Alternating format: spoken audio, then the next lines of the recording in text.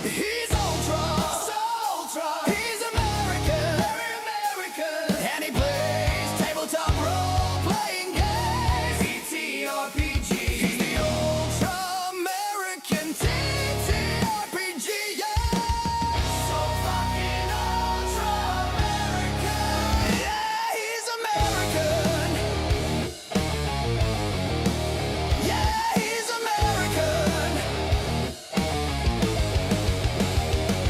It's solo time. You drop the dime. So come on in. Let the show begin. We've got you covered. It's game day, brother. And sisters too. Have we got an ultra show for you?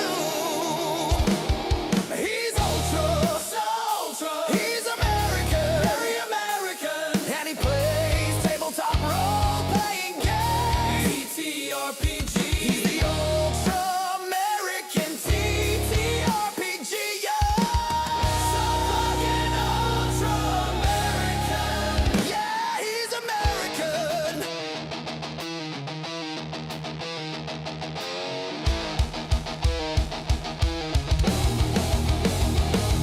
Let's solo because YOLO, and you don't wanna be some bro ho, you know. Yeah, you fucking know. So let's go. On with the show. He's ultra, he's American, very American, and he plays tabletop role-playing games. TTRPG, he's the ultra American TTRPG, yeah.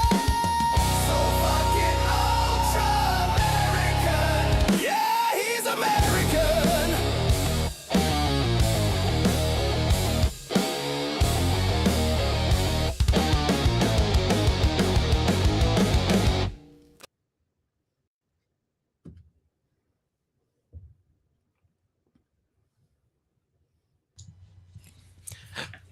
I almost pulled a mark there myself and almost started talking without unmuting myself. So,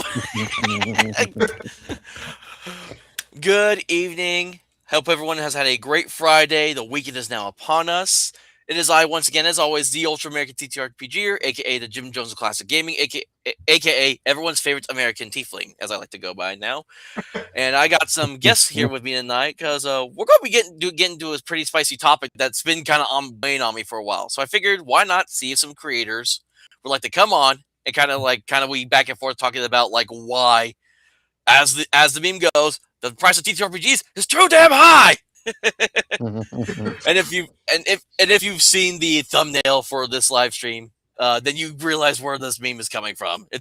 I just remember coming across it. I'm like, yeah, that's a classic old, like, I think it was like 2000s, early 2000s, when that ran a too damn high guy went viral for a little while there. So I'll just have you guys introduce yourselves and just tell everyone a little bit about yourself. So say hello, Frank. Hey, how's it going? I'm Frank, creator of Grimlight District Games.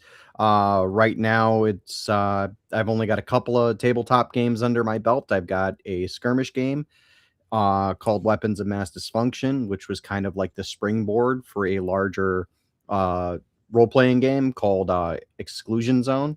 A lot of it's based on research that I've been doing since I was a kid on the Chernobyl exclusion zone, and basically giant robots battling each other. And then it again just blossomed into a tabletop role-playing game because I thought there was a more interesting world that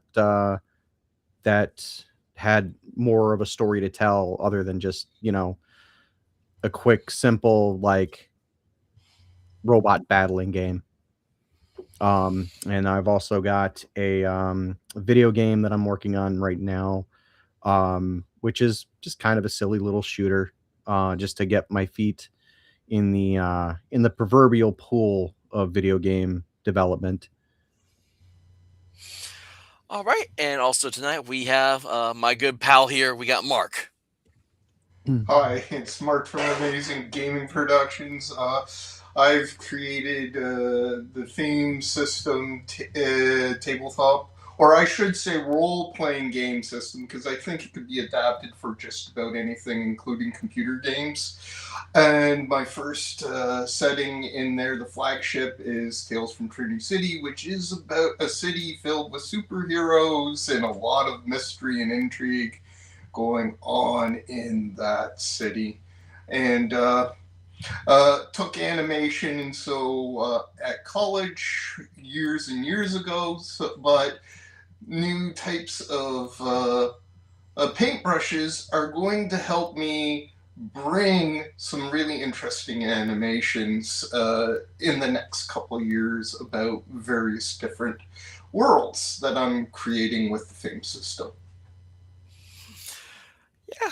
No, that's I'll definitely be looking forward to those because Mark is going to be back here again in about a couple of weeks. Going to be talking about all about the Fame system and the Tales from Trinity City because that's one that's been on my radar, and I'll be like, I need to get you on here to talk about this. So in a couple of weeks, he'll be back on. Marco's going to be back on here again to talk about Tales from Trinity City, the Fame system, and what anything else he's got coming up next. So I'm looking forward to doing that when we get to that time.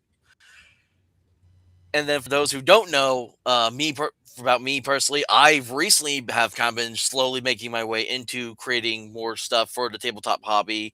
My first foray being the Wretched Dixie supplement I made for the Red Room's Wretched RPG, or it's compatible with the Red RPG game, which is this is basically if you want to do a Civil War campaign, because there's not a lot of Civil War stuff, and I just thought, why not just make something different?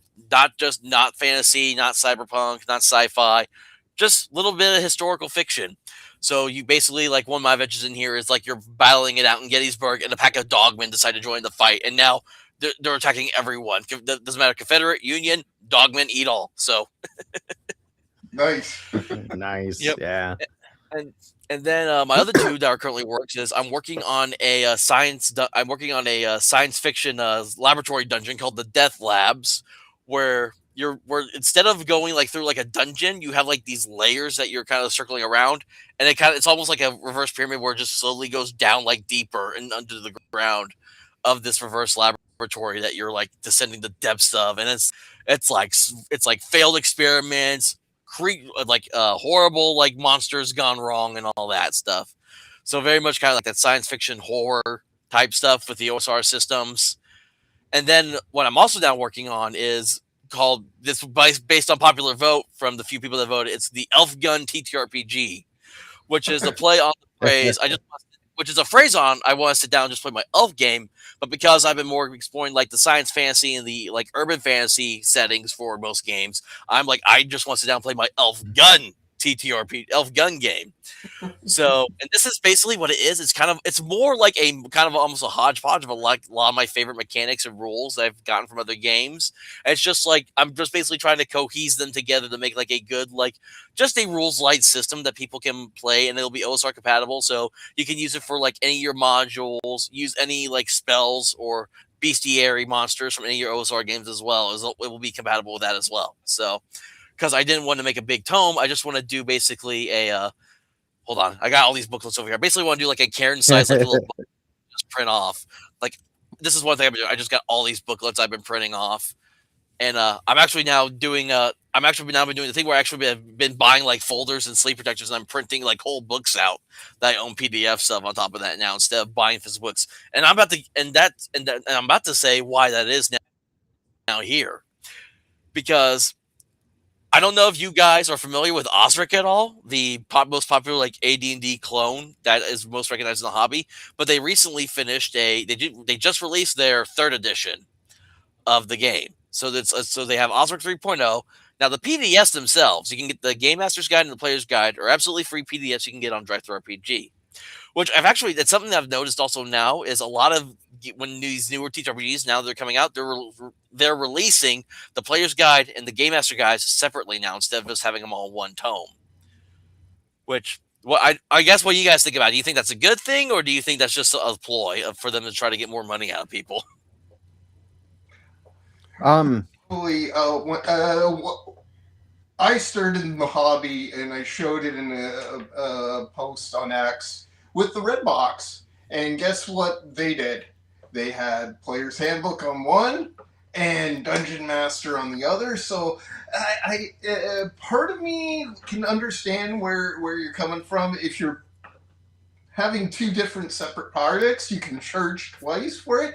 But at the same time, do you want the players to know what Dungeon Masters are doing behind the scenes either? So I would go like, because the dungeon master or game master has to do a lot of things behind the scenes. It has to know how combat's supposed to go. It has to know the treasures, and it has to know the monster behaviors and everything else. So that's something you don't want players to really know, because then that becomes metagaming. I think Ryan David said it. If a player shows up with the Dungeon Master's handbook, he's telling them to put it away, because they shouldn't have that out. And I think a good thing to point out is the size of the player's guide in the red box set compared to a player's guide today is about a couple hundred pages now. Difference is Oh also yeah. the big thing as Yeah. well. I'm of two minds, to be honest with you. I, as like a forever GM, I'm fine, I guess, with a player handbook slash bestiary slash GM tool as like the single source for like everyone. Because my mindset is most players look at it and they'll read through like all of the player stuff and go, okay, yeah, this is fine. And then this, like, maybe a couple of paragraphs into the GM stuff, they go, nope, not doing it. And they close the book there, then and there. But I'm also of the opinion that, and again, this is just me being of two minds on this, that yeah, it is a good thing to have a cheaper alternative for people who just want the player facing roles, which I think a lot of tabletop RPGs do get right. I think they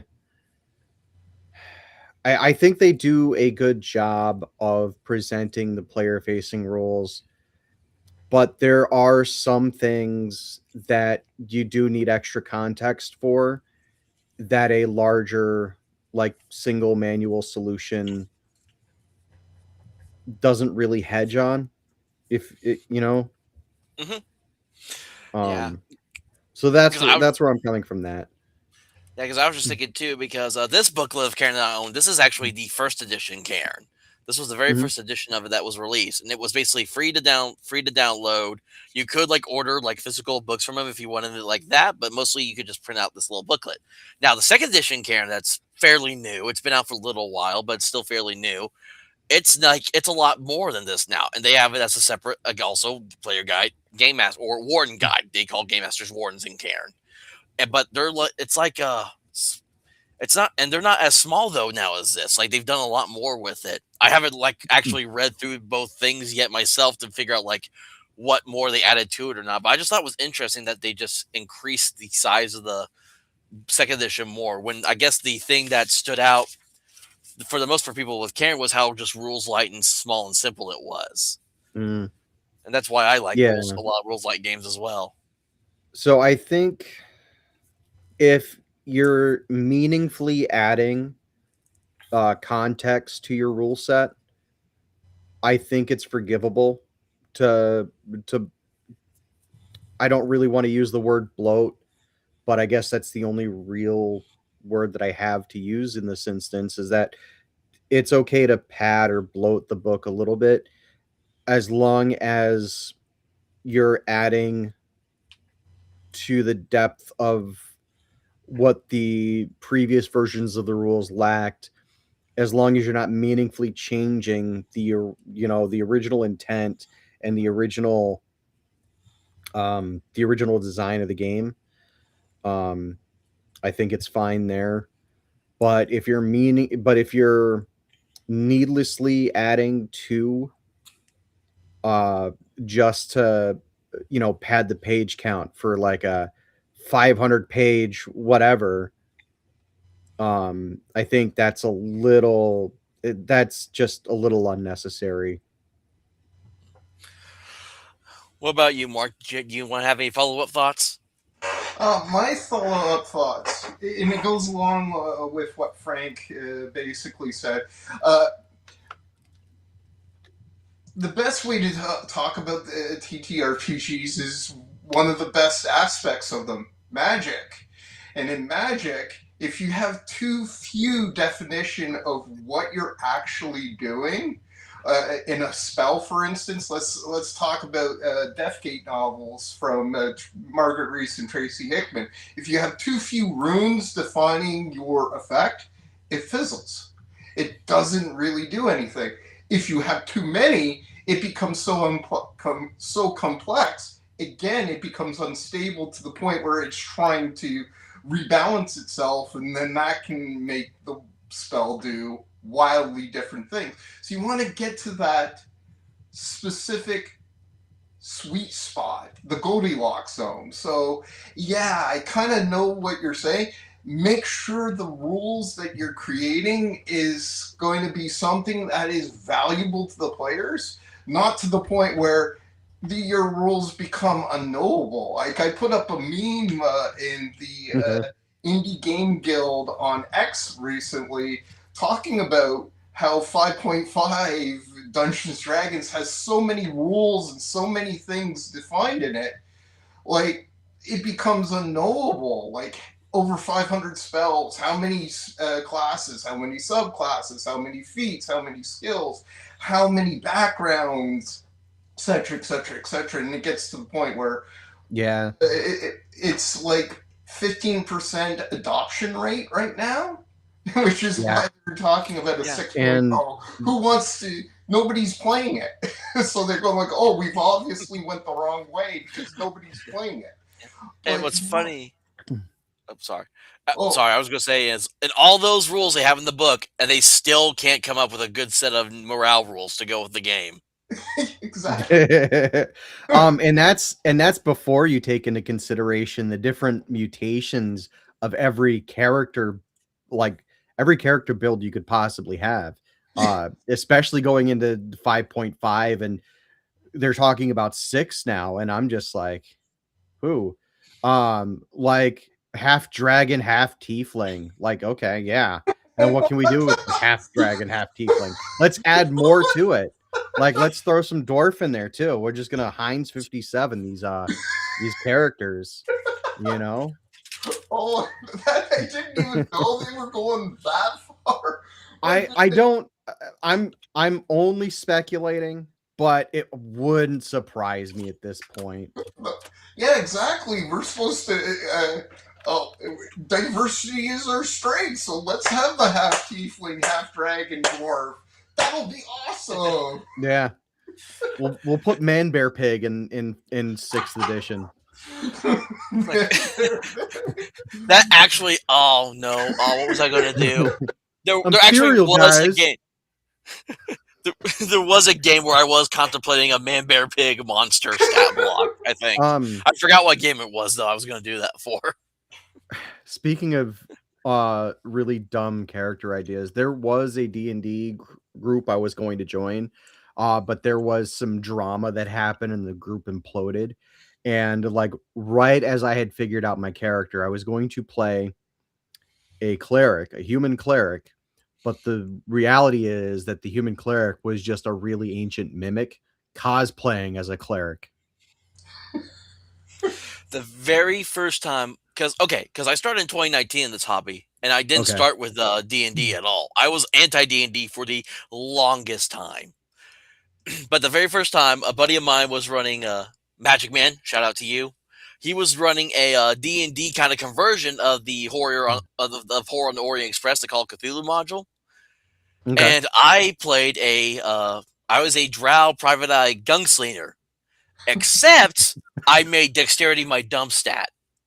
Oh Not no. realizing, not realizing at the time, oh, you kind of need Dex to shoot a gun. Excuse me. But that was fun. She survived. I think that lasted like maybe a couple months, I think. because I think we did bi-weekly Sundays on and off. And I'm now currently on another channel. I'm running the Curse of Strahd module because a buddy of mine that's playing the game was just asking, "Hey, is there someone that can GM this for us?" And I'm just like, at the time, I was like, "Well, I've been really wanting to get back in the Game Master seat, and I should at least be able to say I've at least ran some 5e under my belt a little bit." So I said, "Heck Oh it, why no. not?" But I said with the caveat, I'm running it my way. So session 1 of Curse of Strahd, I almost killed them with 6 zombies first session. Oh, nice. One of the games that brought me back into RPGs was the newest edition of Cyberpunk. So when they printed Cyberpunk Red, I was all over it because I had the previous 3 editions, and I'm like, it's been a long time, and now that there's the video game coming out, is there going to be a new book? Well, yeah, they came out with a new book. I grabbed it right away. I had it on pre-order, and the very first game I ran with it, we did like a little 3-part session just to get players into the mood, and just to kind of find their footing. They dropped an apartment's elevator on someone's head. Nice. So so yeah, there's definitely a lot of interesting things you can do in tabletop RPGs, and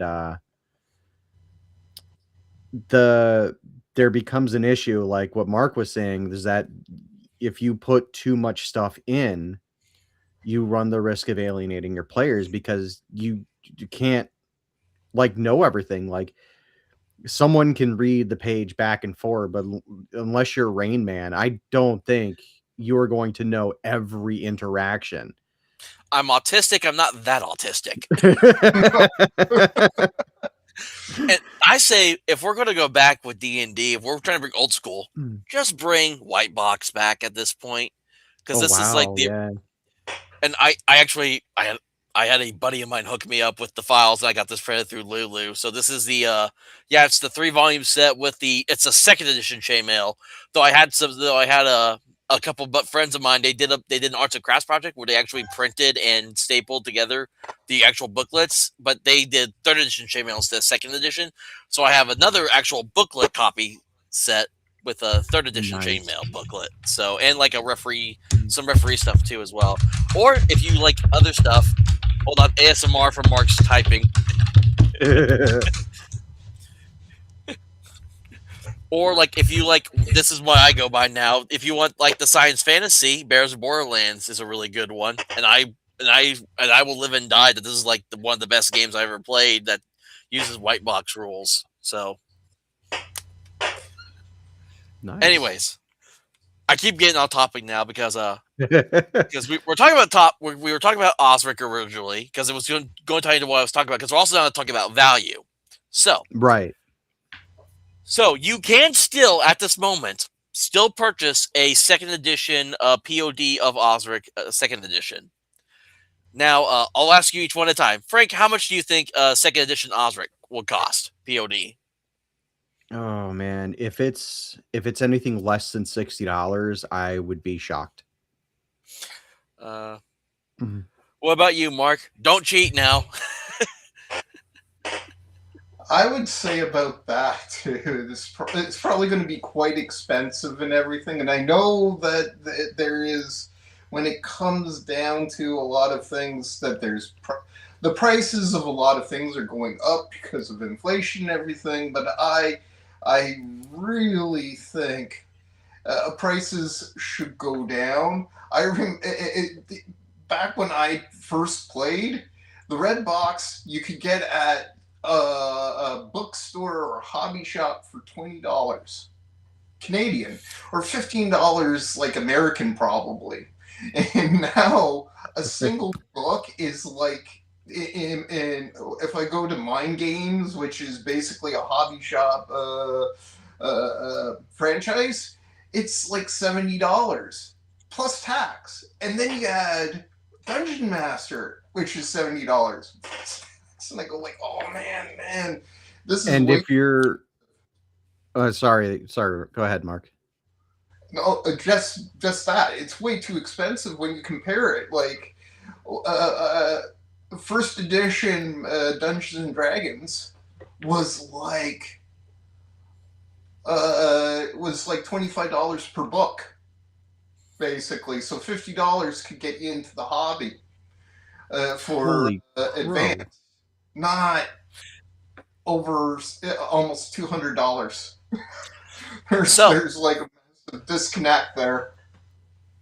so on Drive RPG currently, for a 400-page softcover Osric Pocket SRD Edition 2 book, before sales tax and before shipping, about only like Holy $14. crow. Wow, Yeah, dude, I'm that's floored. It's about the same price on Lulu, but the difference is Lulu does charge a little bit more shipping wise. Mm, Whereas drive through is always the flat about $3-4, give or take, depending on where you live. that's still like, really. holy crow. It is soft cover, so that'll lower the pricing down. Yeah, it'll Bit, lower the but price, but that's incredible value considering they're asking $13.50 for the soft cover, just black and white by itself, and then $13.50 for a PDF copy of it, which means you have a Uh, backup that you no, can just the PDF's absolutely free, so technically you're not even yeah. paying anything for the PDF. Well, yeah, that's the point that I'm making is that you're getting a legitimate copy of the PDF like right there that you can have right away. But like, yeah, I've got the book coming in the mail, but we got a week or two we're waiting, so here's the PDF. Let's get into it. Let's tear into it. That's great. So you can also now, because now that Osric 3 is all out and everything's been released, you Mm-hmm. can get it's the complete single tome book of Osric 3rd edition. Frank, how much do you think that's going for currently? Oh, I could not make a guess. I thought this was going to be $60 minimum. And that's well, well above what they're actually asking for this. So I can't even place it. All right, Mark, do you want to guess at how much you think current POD of Osric 3 would cost? how many books would that be? The three It's book? it is the player and game master's guide in one book. I'm gonna say 25.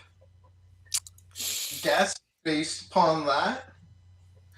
So for a soft Ooh. cover, black and white, that's about 580 plus pages.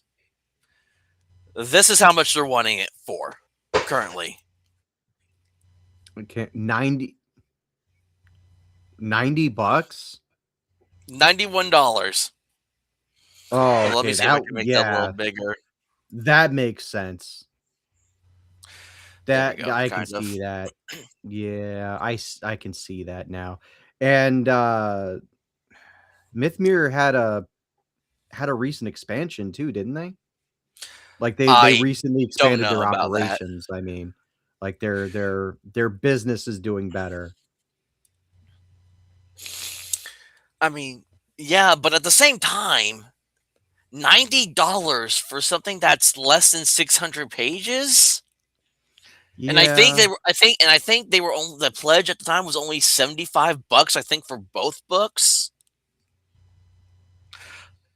Like this I mean I've been saying for a lot of this is highway robbery right here that you want so yeah, much. that And again, it also comes down to this is just another retro clone.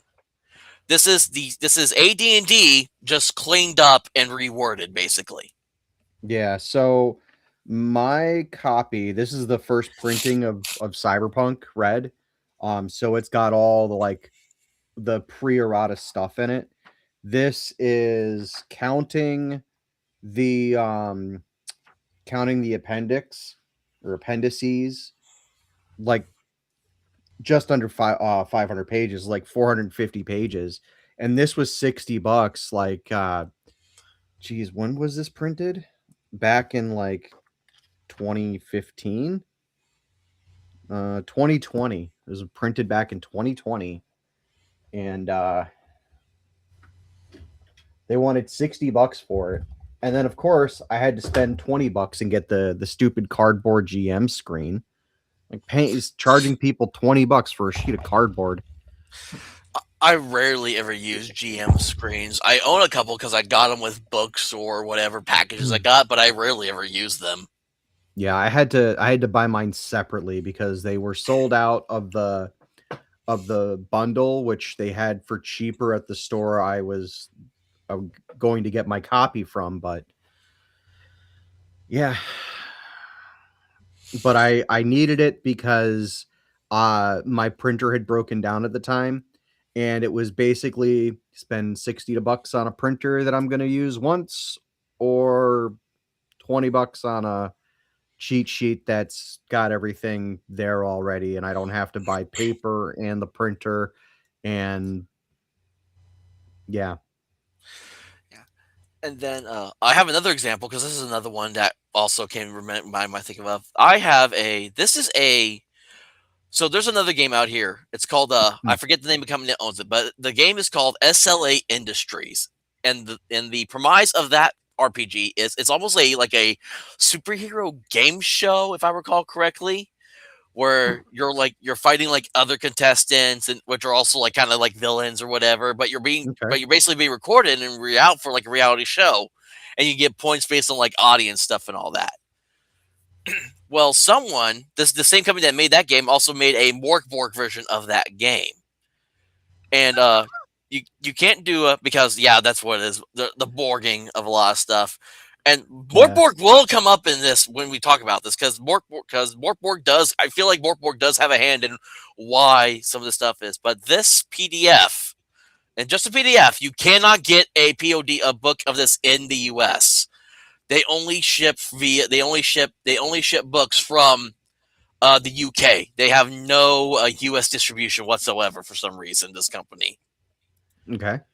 And so this SLA board by Nightfall Games, it's a hold on, I'm bringing it up now. Yeah, it's only 120 pages, and they want it for like $33. And it's digital only. Digital I'm only. I'm of the mindset that if you're producing something digital, it costs you literally nothing. And that your PDF, if you're going to charge anything for it, needs to be a loss leader, because you're not really paying for drive through RPG storage. That comes out of whatever sales you're making on it. And it's relatively low from everything that I've researched. It's relatively low. They charge what, like less than 10% of whatever you make on the PDF. And if you don't make anything, they don't charge you anything. Um, and then you're not paying for printing, you're not paying for storage, you're not paying for shipping costs to make sure that they go into your warehouse, that you can pay for storage there, and you're not paying anyone other than what your overhead already was.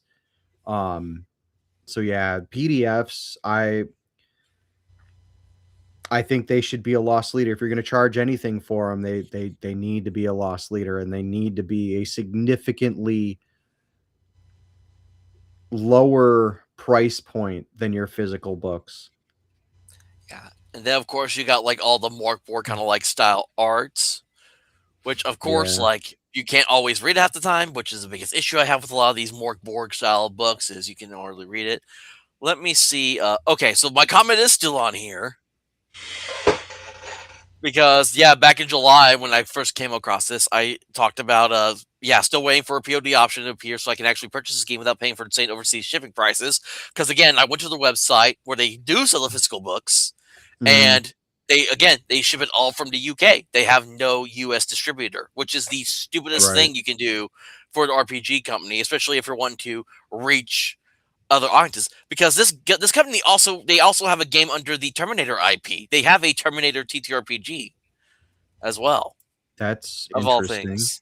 Yeah, and I know they commented. Yeah, da, da, da. No, there was another comment. Okay, here we go. This is what the one I was talking about when I first $34 for a 120-page book is absolutely ridiculous. And they replied, It says they say agreed. Same with the price of a curry and pint. Luckily, we live in the 1950s, so I don't understand at all what they See, meant for by that. me, that is a brain dead take. Um, and that just tells me that company doesn't want my money. So when I see something like that, I go right and move on. Even if I was previously in love with the franchise, even if I was previously in love with things they had done beforehand, um, I'm going to move on. Like, um, it was the same with me for like Nintendo is the most recent example I can think of where they what like specifically with the Switch 2. They launched it and they go, "You don't own your Switch 2 console. We do.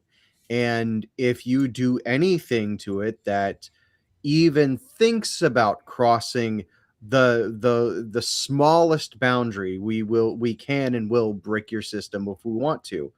And if I pay for hardware, if I pay for a thing, if I pay for an object and have a physical copy of that object, that's mine. And if that's not the case, if buying isn't owning, then piracy isn't theft. And that's just the way I see it.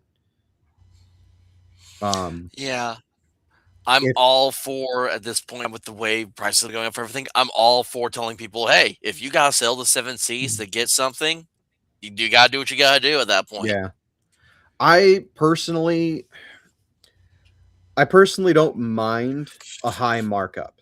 I don't. A company is going to feel like their product is valued at whatever it's valued at. They're going to go, okay, well, we've got this this many people working on this project and we've got that many people doing this thing. My problem is that you want to give me a high markup on the thing that I want, okay? But in return, I get nothing out of it. You get all of the money, I get nothing. It's like when WotC um rescinded the OGL back in like what was it 2015, 2020, somewhere around there, and they're Yeah, it like, was like well, 2020. if Yeah, yeah, if you're going to do D&D content, well, guess what, we want money from that and you have to join our partner program to do it. And that went over super well, if I recall.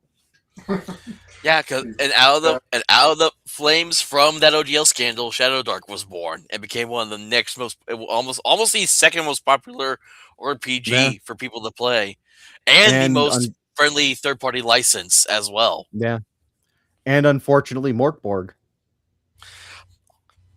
I have a lot of issues with Mordborg. Not okay, so let me bring this up because I ended up finding the Morkborg stuff on Dry Throw RPG as well. So the current version of Morkborg. Hold on, let me get here really quick. So right now you can get the off Dry Throw RPG, $20 for a little under 100 pages. Hold on, my thing's being slow on my end as always. There we go. So I mean, not exactly a deal breaker. I mean, I for a 5-year-old game, I Yeah, would say the price should come down like to 10, I think at this point. But I mean, yeah, I think $20 for a PDF is pushing it. um that said, it's just pushing it. It's for me, it would be a hard sell still. $15 for a PDF is still hard for me to, choke down. But if it's something that I really want, I'll go, okay, it's a $15 PDF. It is kind of pricey, but I have been excited for this thing, and the company isn't going out of its way, at least going out of its way, to tell me as a consumer that I don't matter to them. so when I first heard about Morkborg basically, if when I look at it, is what started kind of this old school revival. in the hobby, because Morkborg uses kind of that the gritty OSR like hardcore rule set, to where like you could like your character, it's just like instant death if you make a wrong move or the wrong turn. Hmm. The problem that people complain about with Morkborg, number one, is these books are basically art books for the most part, because they have this very interesting design, to put it lightly, of art style they like to use. It's not always bad. Sometimes they're good. There are some crap Borg designs out there. There's But some really bad. To be fair, there's some really bad D&D designs too. So oh yeah, definitely. There is a bare bones version of this game that you can get absolutely free. So it's none of the art, just black and white, all the rules, basically. So if you can't read this, which I know when I look back on this, I'm like, what does that even say? Because they also do that fucking stupid old English font that I just hate to try to read with all my might. It drives me nuts when people use that stuff. mm, But overall, the system itself is not a bad game. Now, problem number two that I have with mm, this is, so Free League Publishing, they just distribute Morkborg. They're not the ones who made the game. right. The original creators of the game have they have not hidden the fact the original creators of Morkborg are communist. They have openly admitted this, and that also is a big red flag. Quite literally a red flag, if we're going to See, put it that way. for me, that's not really an issue unless they're going out of their way, like I said, to just completely disrespect the customer. Um, That brings up the next thing I was going to show is their cyborg game that they then released. I think sometime after this one. Let me get that open really quick and scroll back up, because I was looking at something else on here. So Cyborg is it's their science fiction game mm, using Morkborg rules. Just 68 pages for $25. Now this one I really think they're charging way too much for. yeah, I think they saw the success with Morkborg and they go, let's push it a little bit more. Yeah, and I will tell you, because I do own this, they do push a hardcore anti-capitalist message throughout the Mm, entirety of this book. So this is where it really started to show, like I've been banned from several different Morgborg servers because I will not kowtow to the line of the fandom with all their beliefs. yeah. I'm of a really weird mindset when it comes to fandoms because I believe being a fan means you should be critical of something and that you should not just blindly accept whatever they put in front of you. Mhm. Yep. You've been quiet, Mark. Do you have any thoughts at all about what we've been talking On about? all of this, the biggest thing I thought of when I'm comparing this to one of my favorite indie comics out there, came in America from Iconic Comics, and they'll have a 60-page PDF comic book for $5. It's all art, it's all story, $5 for a PDF, Yeah. 60 pages. And now I'm seeing prices of $20. I go like, oh, that's way too much. It should be 10. 5, 10. Yeah. Okay, it's got art and everything. Great. Make it $10, maybe $15 most. The other one, if it's pretty big, go to 20. But you shouldn't go over 20 ever, ever. That's way too Yeah. much. I Especially since PDFs are printed, so you're literally not charging for anything but zeros and ones on a computer screen, yeah. and the I time it took them to do it. So, oh, sorry, No, you're go. good. I just didn't know where you were stopping. Sorry. But to add on to that is I too bought Common America when it was on Kickstarter or whatever that funding site was. I did buy it. I enjoyed it. I did not, however, get the second one. um, or any subsequent thing that they published since then. So I'll be like completely transparent about that. Not because I didn't want to, just because like I just fell out of like the discussion when it comes to comic books in general. But I went a couple weeks ago to my local comic book shop, and I picked up the entire set of Marvel's Deathmate, or not Marvel, of Image's Deathmate. All 6 books in really good shape. You've got some like scuffs, but you can tell they've never been read. There's no creasing on the foil at all. And sorry, I got a camera problem. Give me a second here. But I picked up all 6 issues. There we go. I picked up all 6 issues for like $6. It was crazy. Like, I agree with you. Like $5 for a comic book, for a digital comic book. Yeah, that's kind of a lot, especially considering the price of just everything right now. And more to the point of PDFs in general, specifically when it comes to games. Um, it's it's outlandish to be going, when to be going out and spending so much, $90 on a PDF or $30 on a PDF. It's just, there's no reason for it other than, well, we're making money, so let's make more money off of it, which is again fine. But the problem becomes, A, you don't actually own the product you're buying. You're essentially renting it. And B, the companies that are making these things don't care about the consumer. And that wouldn't be an issue if they weren't so blatant about disrespecting the consumer out Yeah. in public.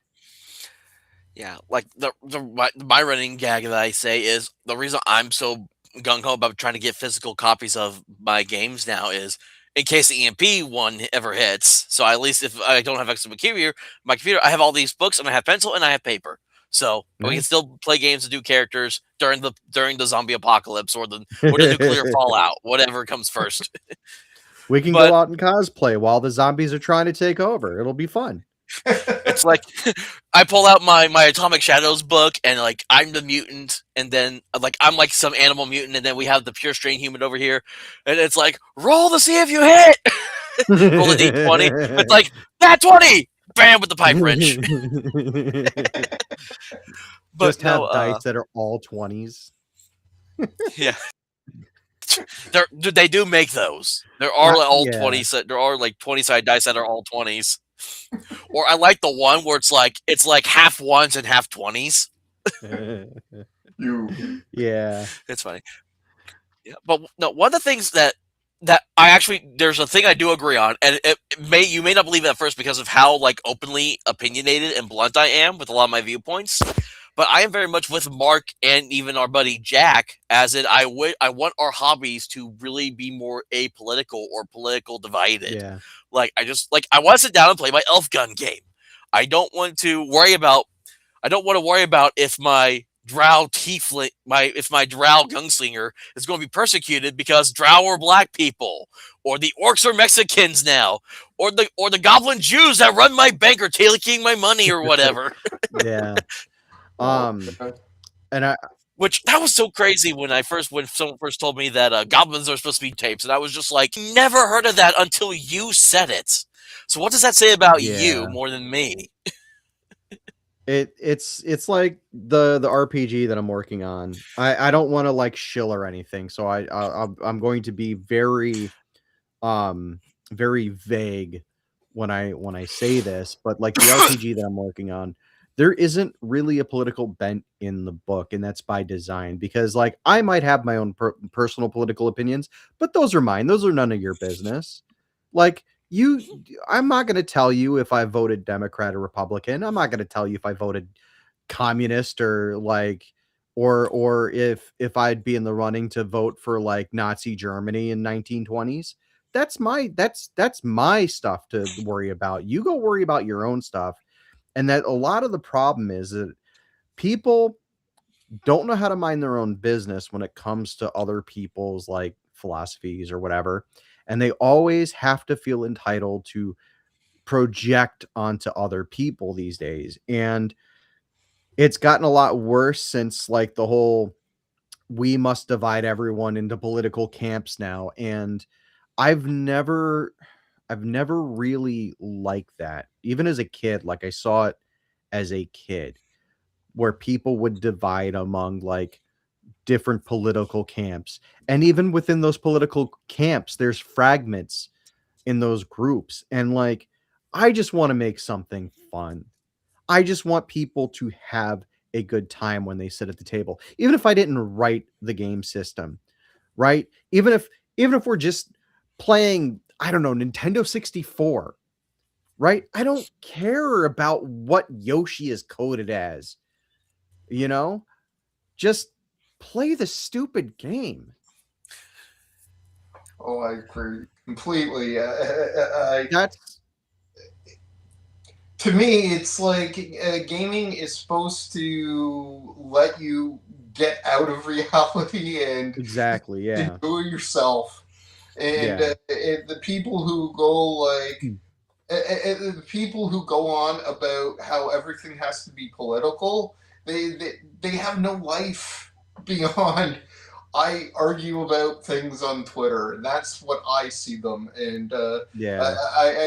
I, in my first book I ever wrote, Fantastic Stories, Fear and Loathing on the Internet. Not going to shill it, but I called them the Lobster, and it's kaiju-sized monster that just eats people. The more people who argue, the bigger the lobster gets. And I go like, no, I'm not Um getting involved. Now I wanna cap off what I was saying with this because something that I did forget to include in my little rant, but um I do want to acknowledge that yes, there absolutely can be games that are, that mimic real world. And some people get off on that. That's fine. Like I had a friend in high school who played an RPG that was like everyone was an accountant.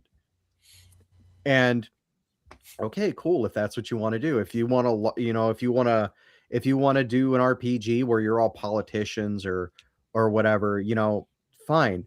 But the old saying time and place I think has been like lost to time. Oh yeah, yeah, I agree. The politician RPG, that would be pretty funny though. All the backstabbing and I evil think the making the most that would be I think the everybody's most chaotic evil, basically. I We think the should most all quote get unquote together and write a rule set for that. Sorry, dude. no, you're fine. I was gonna say I think the most real life kind of game I ever played was I was playtesting this one game on another server a while back. And this guy, basically, you work in this supernatural office, and you're just all these office workers, and hijinks ensue. And I think what we ended up rolling was we were working for the offices. We were working at the office of the Grim Reaper, so we were like responsible for like how are the souls getting processed? Where do the souls go? It's like how much of our budget do we have to handle these souls, kind of deal. And so, and I was basically like the office slacker that somehow got along great with the boss even though I slacked a lot. Like I was getting I did a conga line of ghosts in one of the scenes that we played out in the game. Oh, that's great. Yeah, but no, I was also gonna say because I brought up it's like you know how the saying is be the American that the Japanese think you are. Oh, I love that. I love that meme. Well, the reason I ended up Oh being going man. started going by the Ultra American TTRPG, well, I've shared this plenty of times, but I always bring it up for context is because when all this first kind of started, back in like the early 2020s, I think is when I really started to see it more. Was when I was like, hey, how about we not talk about this? Let's focus on the game instead. And I was like slandered and cursed at left and right. And I was just going to be like, that's what you think of me? Okay, then. So I just doubled down on it. So, Yeah. Yeah, I know. When stuff like that does happen, you go like, "What the hell?" you just start to naturally double down on no politics, no nothing. You get that shit away from me. I can see why Trollord Games did it once and said, I'm sorry, we don't put politics in our games. I won't be doing that. It's sure my values might be reflected a little bit in them because I'm the author, but I'm not pushing it on anybody. And it's hilarious too, because it's usually those people who are like, just like people enjoy things. Yeah, Like, yeah, we're trying to. You're bringing your baggage in. so kind of steering it back on, we kind of got a little off. Kind of steering it back on a Sorry. little bit. So, so I guess because I was showing off all these books, like Osric 2, pretty cheap for what it is. Osric 3, super expensive for what it is. More board game, super expensive. The SLA board game also super expensive. And we're seeing it now. Like a lot of these Kickstarters that I've actually been seeing now lately, a lot of Kickstarters are just now barely getting by now. Like there used to be, like, depending on, unless you're like some big name and you like are already blown up, I see a lot of these Kickstarters just barely make their goals now. So I Yeah. guess my main question is why has it that the hobby, and actually I wish I saved this picture because I started sawing this, the hobby that was the space that was supposed to be a hobby has now become an investment. And why I is that? think I think some of it has to do with a lot of, and I'm again I'm really trying to stay away from the politicking. Um but sometimes it's not entirely feasible.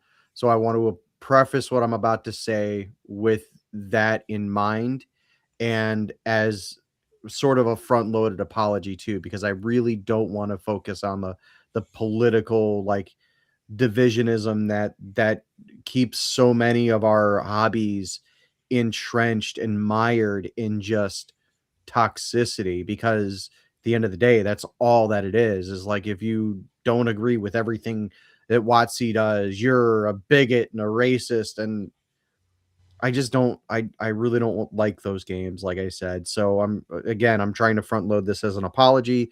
But a lot of the space is a lot of, like, super heavily left leaning political people. And it there's this mentality that it in a lot of game development circles, that they deserve every single cent of a $70 PDF. And I'm just using that as a as a um as a fictional number, because I'm not talking about anything in particular. You can substitute that number however you'd like to, but they believe their project is worth every cent of that book. And um I guess I'm of the mindset that we have had so many people of that stripe, essentially. And again, I'm not trying to, like, paint the entire industry as that. It just, from an outsider's perspective, because I do feel like I'm an outsider when it comes to, like, game development, because I'm pretty new to it, and I don't know all the ins and outs of it, and I'm still, like, stumbling as I go. But a lot of creators, like the vast majority of them, do have a political bent, and they want to push that political bent, and usually it comes off in the form of, I am entitled to this amount of money because I am making this thing. And I think a lot of it is they're not showing off uh anything of the project, because they want to gatekeep the project, which is fine.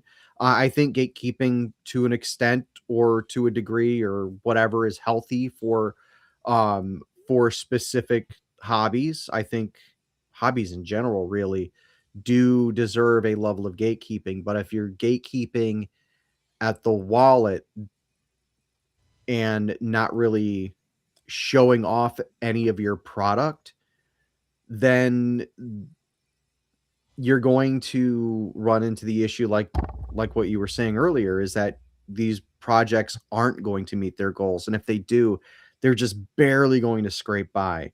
And again, I don't want to paint every single creator on Kickstarter that way, and I'm not trying to, but I do see a lot of them just they feel entitled to whatever number they value their thing at. It's like what I said earlier, that a company is going to value their project or their product at whatever they value at. If you go to McDonald's and you want a quarter pounder with cheese, then you're going to pay the $5 whatever for that quarter pounder. Much the same way, if you're going to a tabletop game and you really want that tabletop game, or you really want that board game, you will pay that charge. And then what happens then?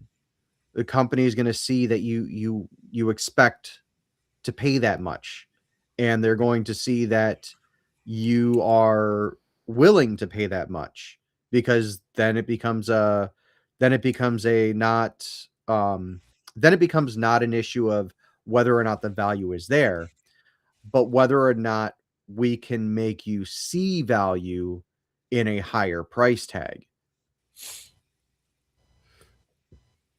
Yeah, I kind of agree with that. Fortunately for WotC, because I do a little bit of marketing analysis as a game dev myself, check some things out and everything. They had the lowest amount of people buying the game in stores last year. Like the adoption rate of 2024 is why they're already talking about 6.0. It was Yeah, so poor. They know that they've done absolutely a crap job, and nobody wants to play it. yeah. Too Even complex. for Yeah, but even for 4th edition, they gave that what, 10, 15 years? Between I was literally just about to look up how long did 4th edition of Dungeons and Dragons last before they moved on to 5th edition. Yeah, I Because think it was like 10 years. hold on, I'm Googling it right now. Because 3rd edition was around for a while. And then you had 3.5 that came a little after that. So Yeah, a lot of people consider 3.5 to just be like 4th edition. no, so it was only active for about 6 years. It was released in Okay. 2008 and then 2014 when the first version of 5th edition came out. So So yeah, so 4th edition has lasted longer than 5.5. um weren't they calling 5.5 like 2024? yeah, It was 2024. It didn't get released until 2025 though. I was kind of calling it 6th edition myself at one point because I was like, it doesn't even feel like it's anything 5th edition related. The stuff I Yeah. did see of it, but it's like again, like I own some D&D material, but I really played D&D. Like again, this Crystal Yeah. Strahd game I'm running is the first time I've actually ever ran a 5th edition game, and I'm running it with a more old school mindset more than anything. yeah. I remember when Brash Dragon, he's somebody who's friend with Jack. He Hmm. looked at the monstrous manual for 2024. Dragons are red dragons in the red in the R's, black dragons in the B's, green dragons in the G's. Oh, Not that's right. I remember dragon that. comma and have them all in the same place alphabetically. They're all over the place, so you don't even know what Wouldn't you're getting into. And again, I go like, who does that? I I remember the last edition I bought for Dungeons and Dragons as anything was the 2nd edition, and dragons were all under dragon, comma this, and so dragons were all in the same place. Excuse me. like as a TTRPG writer myself, I would assume that you would want specific monster types in a specific area of your book. Exactly. So this was one of my Kickstarters I backed. This is the Shadowfinder role-playing game Bestiary. Someone took all the Bestiary books from first edition Pathfinder and converted them all into Shadow Dark monster stats. So this is a 500-page book of nothing but monster Crazy. stats. Now, there is no artwork in this at all. It's just all just text and monster stats. But literally, there's an index of every single monster, what page it's on, and yeah, like all your dragons are all right here listed. There's like Shadow Dark dragons, and then there's just regular dragons. But like All in a all your book. dragons are in the D's right here. Yeah, all in a That- book big enough to break your foot if you drop it. I mean, literally, I don't need I don't need any other bestiary. I could just pull this out for any game, and I would be perfectly content. Good. Yeah, it's amazing. Like even if you're writing your own system, it's amazing how easily it is that you could take a slime from like almost any system and slot it into whatever system you want it. I wonder. Now that you said slime, I wonder. Do they have different types of slimes in here? Because I They think have they to. did. Because if it's based on Pathfinder, Pathfinder's based on D&D, isn't it? It's based third on edition. it's based on the third edition D&D. Yeah. Yeah. Okay. There's skeletons. Sorry, Mark. I feel like I keep cutting you off. No worries. No, they only have slime mold. That's all they have in here. They don't have just Really? they don't have just slime, unless it's Oh. under something else. Gelatinous cube, maybe? Let me look. Yep, gelatinous cube. But that's it. They only have just a gelatinous cube. But I mean, stuff like that, Really? that's easy. You can make it like a spicy gelatinous cube or something. I mean, that's a good thing about Shadow Dark monsters is you can always just fix them up however you want. Mm. Like instead of toxin damage, it could be dealing like fire damage as it like burns away your skin. Like a very hot Jello hot tub. I remember a friend of mine, because I never really played Pathfinder myself, although I kind of wanted to. I was always more interested in stuff like Shadowrun or Neuromancer. Basically the science fiction stuff, which when you think about it is really like science fantasy, but that stuff. And I remember a friend of mine was experimenting because this is going to be completely out of left field, and I apologize, but it's just something that came up that I thought, a memory that was triggered that I figured would be funny for me to share. But he played Pathfinder and he wanted a gelatinous cube for Pathfinder, and he went out and he was like looking for a monster model like at the local stores. No one sold anything. So what he did is he bought like just a little tiny adventurer mini from like some generic D&D model maker like Reaper Bones or something. And so he gets a little cardboard box, and then he decides to like a little tiny ring box, and then he decides to go and get some resin that he had no idea what he was doing with. And he didn't realize that the resin it has an exothermic reaction when you mix the two parts together and then you pour it into your mold. So it melted his mini as it was curing, and he was dumb enough to try and pick it up while it was still curing, because like I guess he figured like get it out of the thing right away. He got super gelatinous sticky resin on his fingers that burned his fingertips off on his thumb and on his fore and middle finger.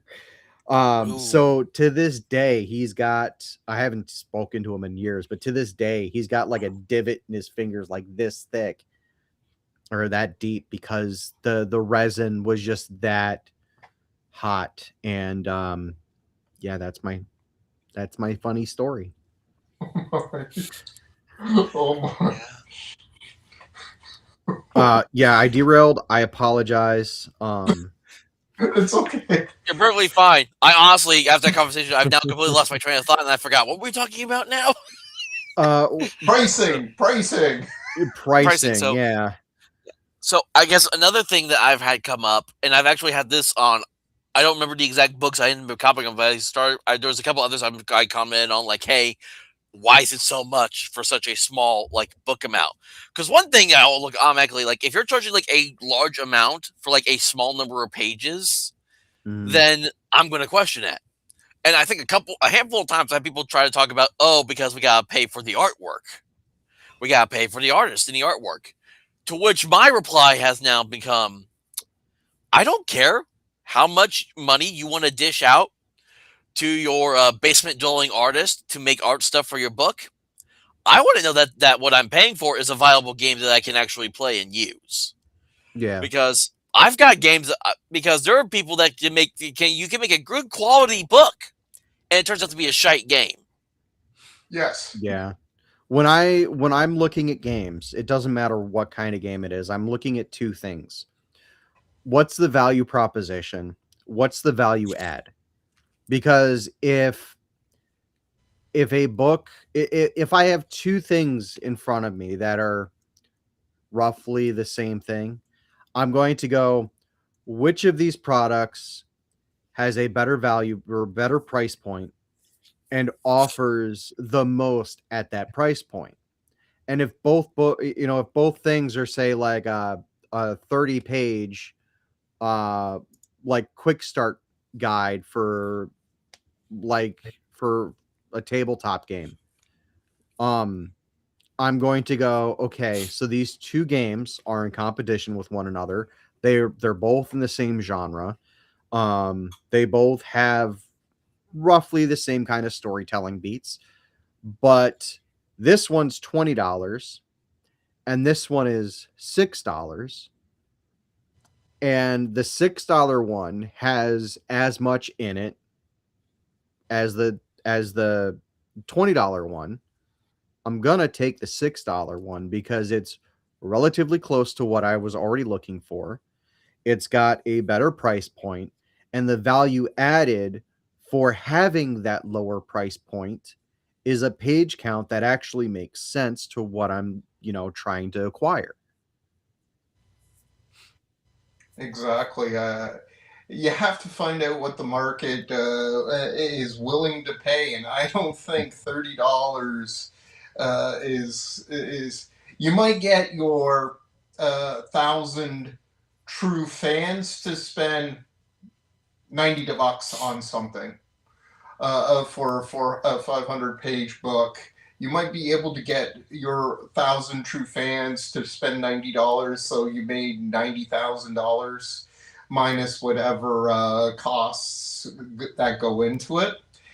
But Hmm. I look at it and I go like, my pricing strategy is going to be very, very, very different than a lot of people's strategy. And I kind of told Hunter a little bit about it because I've decided, hey, if you can make 1,000 true fans and say, hey, every single PDF I'll ever produce for any of my settings, any of my games, will be $5 a month, and you can download them anytime you want. I'll send out the catalog every week saying, hey, download whatever you haven't downloaded yet for $5 a month.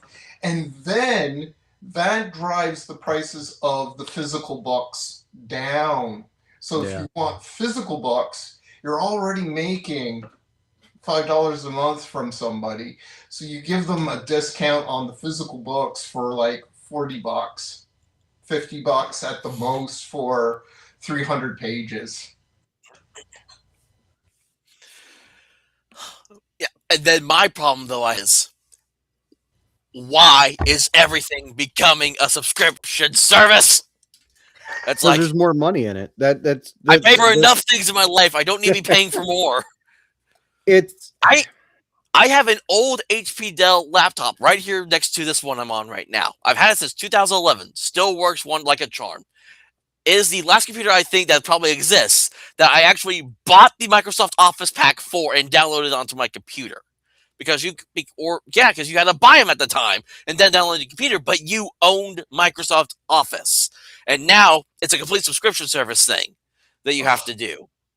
Freaking What else am I thinking of? Like Oh freaking my goodness. I didn't.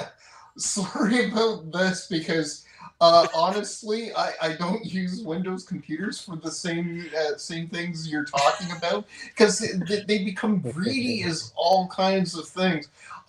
I have an Apple. I got Pages, Numbers, and iMovie absolutely free of charge. You just download them, and that's yeah, it. but I don't yeah, pay for my that.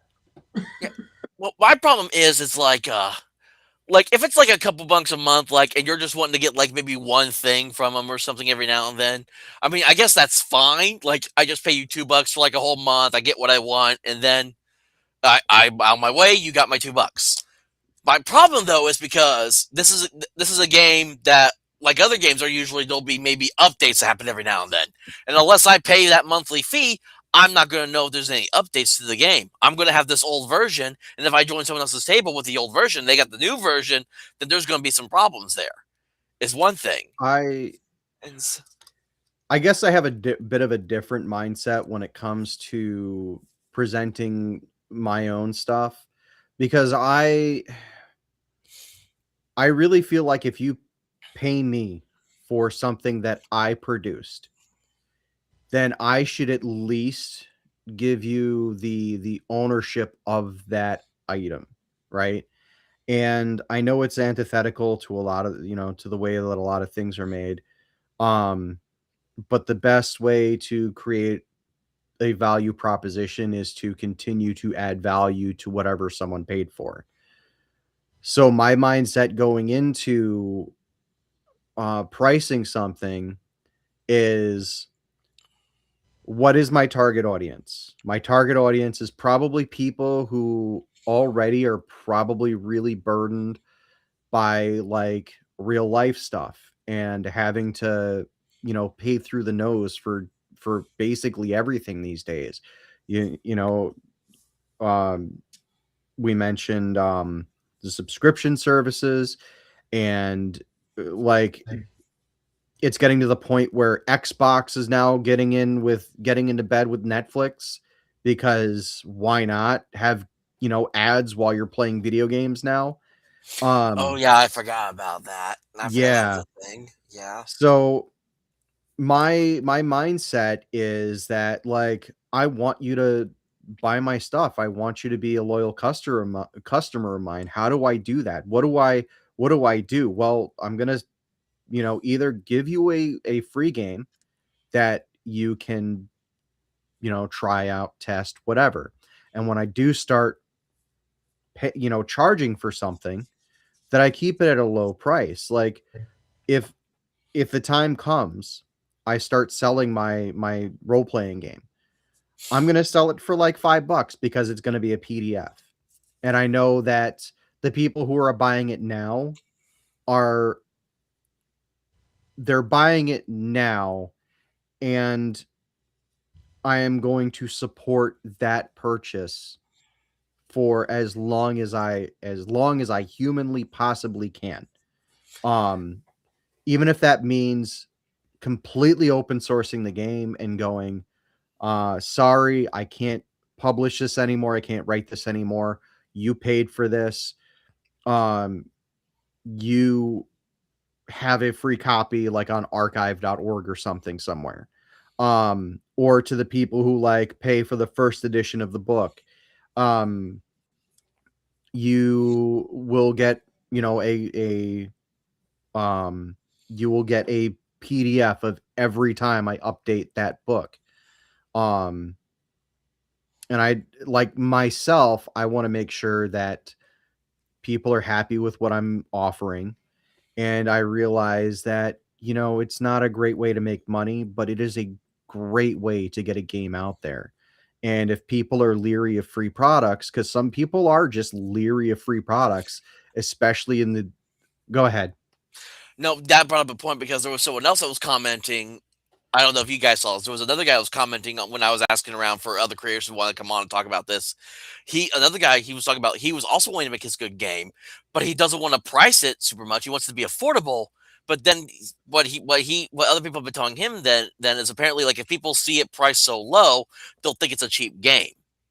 or they'll think it's a scam because like back in the day, you used to go to the comic book shop, pay $1 for an issue of Spider-Man, you know, and that was in the 90s. You pay like $1.50, I think was the most I ever spent on an issue of any given comic book. Um Up to like 96, 97, when it went up to like almost $2, I think, for an issue. Um, but people forget that things used to be cheap, and they the optics of a cheap thing is usually it's a scam. It's too good to be true. And my mindset is that it shouldn't be that way, especially for indie creators. Um, like if we're trying to get ourselves out there, the best way to get eyes on the product is to not treat the product um like it's sacrosanct, you know? Like, and I told the guy that said that, like, I would much rather pay cheap Mhm. for just a tech. If it's just like you have a nice cover and then it's just text. It's just a nice formatted text layout with good rules, good bones for a game. I would much rather pay $5 for that than $30 for a coffee table book, basically. Yeah. Like, because again, my Wretched Dixie is it's only it's on sale available on itch.io. It's only $2. It's only a 15-page thing. Like, you don't even have to have the Wretched. Like, if you want to say, oh, I like this, there's the adventure in here where you fight John Wilkes Booth after he turns into an Eldritch Knight, and now you have to fight basically literally a Golden Knight. Kind of because I was playing into the whole he was part of the Knights of the Golden Circle conspiracy Mhm. theory thing. It's like, if you want to say, hey, I like that adventure, but I'll run it with a different game, you can do that too as well. You don't have to get Wretched RPG. You don't have to play Red RPG. You can do whatever you want with this. That's what I like about a lot of games is you can just kind of mix and mash them all up.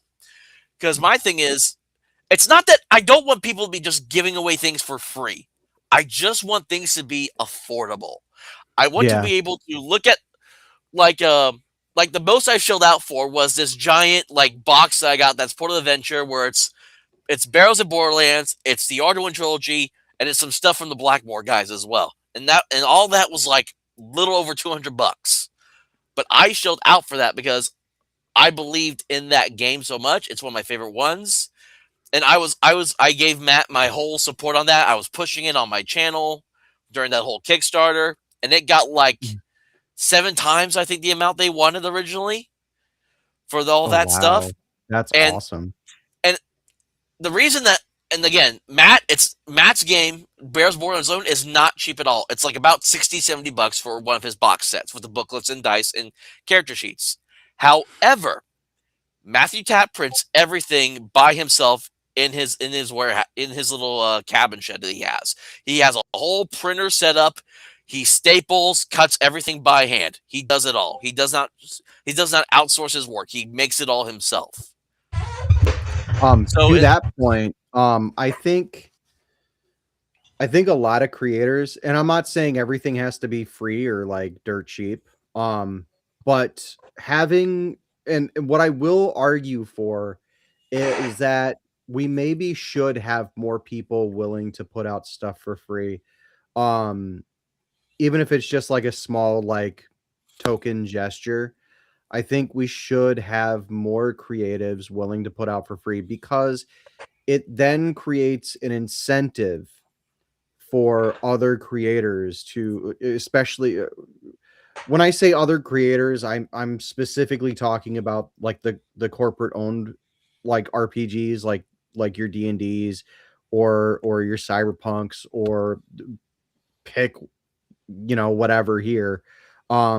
It creates an incentive for them because now people are leaving those books for like the cheaper or the free stuff. And I think honestly the indie scene is, it's healthy right now. It's really healthy right now, but I think it's going to experience an area of growth that rival the conditions that D&D sprouted up in.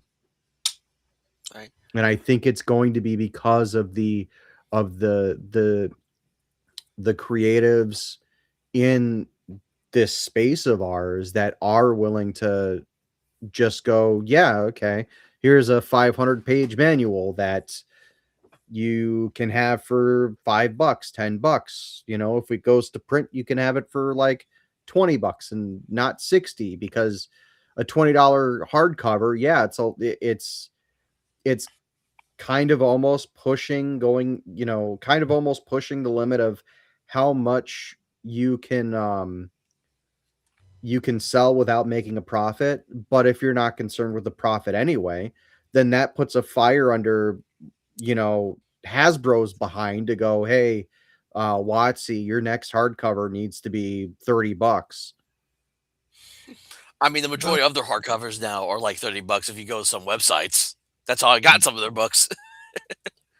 Yeah, but a lot of those sites they're selling those books not at MSRP, or they're selling them as like used stock, even if they weren't used, like someone bought it and then returned it, or even like a shipment got sent back to the warehouse, because a lot of times that'll happen. Shipments get sent back to the warehouse because the store that bought them bought too many and they don't have enough shelf space. All right. Sorry, Mark. What were you about to say? Well, the big thing is, first of all, I know we all want WotC to kind of fail, but it still it represents about 70% of the revenue of TTRPG land. Mm, Basically, it's still a giant. It can still send out hundreds of thousands of copies of books that an independent person won't be able to do. So they can really undercut if they can produce 100,000 bucks and take $5 off per book and still make $10 profits. That is still $1,000,000. Where if we try to do that and we're only selling 1,000, we just cut our cut yeah. our cut a lot out if we want to make a profit and everything. So they still have the advantage over us in sheer distribution. But what I always say is indies have the ability to do things that they can't. And that, well, for instance, in the Tales from Trinity City, I'm working with somebody called B.A. Turner who wrote the Vigilantes Creed novel series, and he's making a comic out of it. And it's all about a gargoyle that's blessed by Michael the Archangel, and this person is blessed by Michael the Archangel to become this divine champion. And he wrote it as a divine champion in Detroit, taking back the city from a corrupt, evil supervillain who's doing all kinds of mind control experiments. Well, I went and said, that is a fantastic character design. That's a fantastic idea. I'm going to put that in Tales from Trinity City as a power set. Not now, but when the right campaign is supposed to happen, I'm putting it in. I asked him, hey, let's do this. He says, sure. I will talk about his books and his comic whenever I mention the champion, the Divine Champion, and he will retweet me when I do such a thing. So there's so much little things that we can do, and but here's the thing. When I look at pricing, I think we need to start to think less about. I like print on demand. I don't think I'm going to ever use a drive-through. I'm going to probably use Amazon if I do anything print on demand, or Lululemon, one or the other. I have to research Lululemon to see what they really offer, and then use them as my distributing point. so that they can be my distributor. I give them 30% if that's the way it is. 30% goes to them, 70% goes to me, but I have to make a profit. And when it comes down to hardcovers, I'm going to say this, and I'm going to make Tales from Trinity City and everything from the Theme Society a hardcover. The prices for hardcovers, if you print them off yourself through something like Ingram's Park, and I've done the math on it, the 300-page hardcover is about $25 for printing. That's And then crazy. yeah, and that's just them printing it off. So if you're doing it for any hardcover of 300 pages for anything other than $30, you're really, really eating away. I would say put it at $40, and you're still making $15 per book per book sold, and still undercut the $60, $70, $80, $90 price tags that we're starting to see, and be have that penetration pricing. And it's a hardcover, so your people will go like, okay, 40, maybe $45 hardcover. They will have a respect for that because you're saying I am deliberately undercutting because I know you guys struggle, because I'm struggling too. I want to keep the prices down. I have a hard set rule when it comes to me when I buy books for TTRPGs. I only buy hardcovers of the games if they are more than 200 pages. If they are less than 200 pages, I will get soft covers. So that's my Okay, hard and set rule I do for books. Unless I really, really do want the book and I just can't afford the hardcover price, I will give in and get a soft cover price for a bigger book. that Yeah, is, that thank you, because that gives me information like the Tales from Trinity City rulebook is over 300 pages now. I've added a lot of stories for exemplar characters for different powers and skills to kind of give people the flavor of what such a character would be like. So it's over 300 pages. So I will put hardcover for that. But things like the fighting factions, the heroic histories, and the marvels of the city, which are basically supplements that will show you everything that's going on in the city on the surface.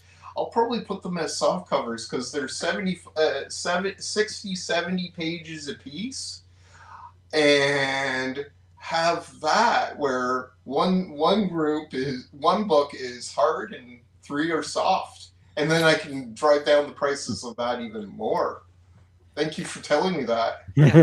Because, I mean, 40, 45 bucks for a hardcover book that's 300 pages, that's not a bad deal, honestly.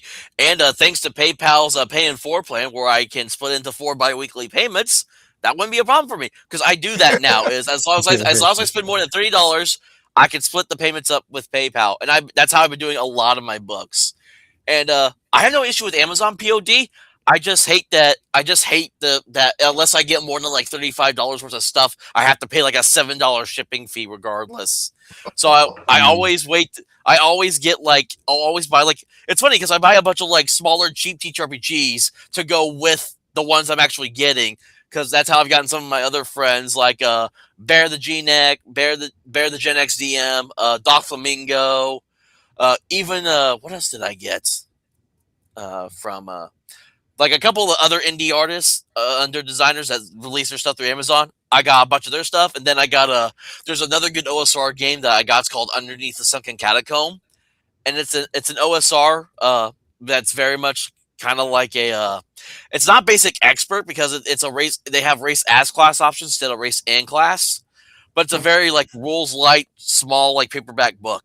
That's really neat. That I need to run sometime. I haven't done it in a while, but another thing I was going to bring up, because since we talked about artwork, I think this topic also plays in is the rise of like people using AI artwork in their creations, because that's how the Red Room basically got their start. Was they couldn't afford people to just constantly pay people to make art for the books, so they were using AI art for the longest time. But now they're actually they've now that they got a few artist friends who have been kind of doing stuff either just for them or just on the low, they've been slowly replacing some of the AI art with actual like artist work now. But What do y'all think That's about that with AI art on the rise, basically?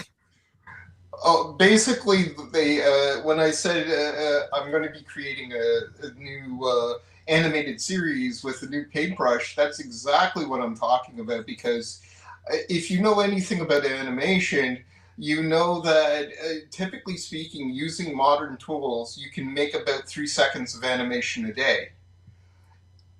AI can do about a minute in a day. Hmm. So So all of a sudden, I don't need to hire a studio to do animated short and pay $2,500 or more for a minute of video. I can do it for free, or if I get something like Super Grok, $40 a month, and I can do a minute of animation in a day. And so that's where I'm going to go, thinking I could probably do about 2 hours worth of animation, quality animation, in about 2 years. To say, here's Trinity City, here's Mista Myra, my next setting, here's Saviors Creek County, here's logs from deep space, and give like trailers for them, and not just trailers, like story driven stuff where people can go like, oh, that's an interesting setting. so I'm very, very much into technology, and I'm gonna preface what I'm about to say with the fact that I, like Mark, am bully on uh generative um generative machine models. I like the idea that you can use these tools, and they're just tools like anything else. If you get a hammer, um back when, the first hammers were being made in the Middle Ages, or even, in the Stone Age, you didn't you didn't point at someone and laugh at them because they used a hammer to build a hut, and now we all live in houses. um so I don't point at people and laugh when they use AI to generate artwork for a project, or to generate code for a project, or to help them hammer out, book ideas. A friend of mine was writing a comic book, and he was like, okay, well, here are all my ideas. And he gave it all to ChatGPT, and ChatGPT organized it all. And, it made like a sheet, with a list of like, oh yeah, do this panel, that panel, that panel. It wasn't the greatest thing in the world, but it gave him a start. And now he's working on a comic book. That said, um, I'm not entirely positive that these generative tools are the future. And I say that with a bit of with uncertainty, because we're looking at the technology now, and we're looking at adoption for it being extremely low. I mentioned earlier, people with a very specific political mindset, they believe that these generative tools should not exist at all because they were designed from the backs of other people's stuff. And in my in my worldview, um someone studying Michelangelo or Leonardo da Vinci, and seeing how their paintings come together and trying to emulate that before doing their own works, I don't see the difference in that in training a computer to do the same. That said, uh these generative tools are the collection of everything human, and that includes our errors. And when you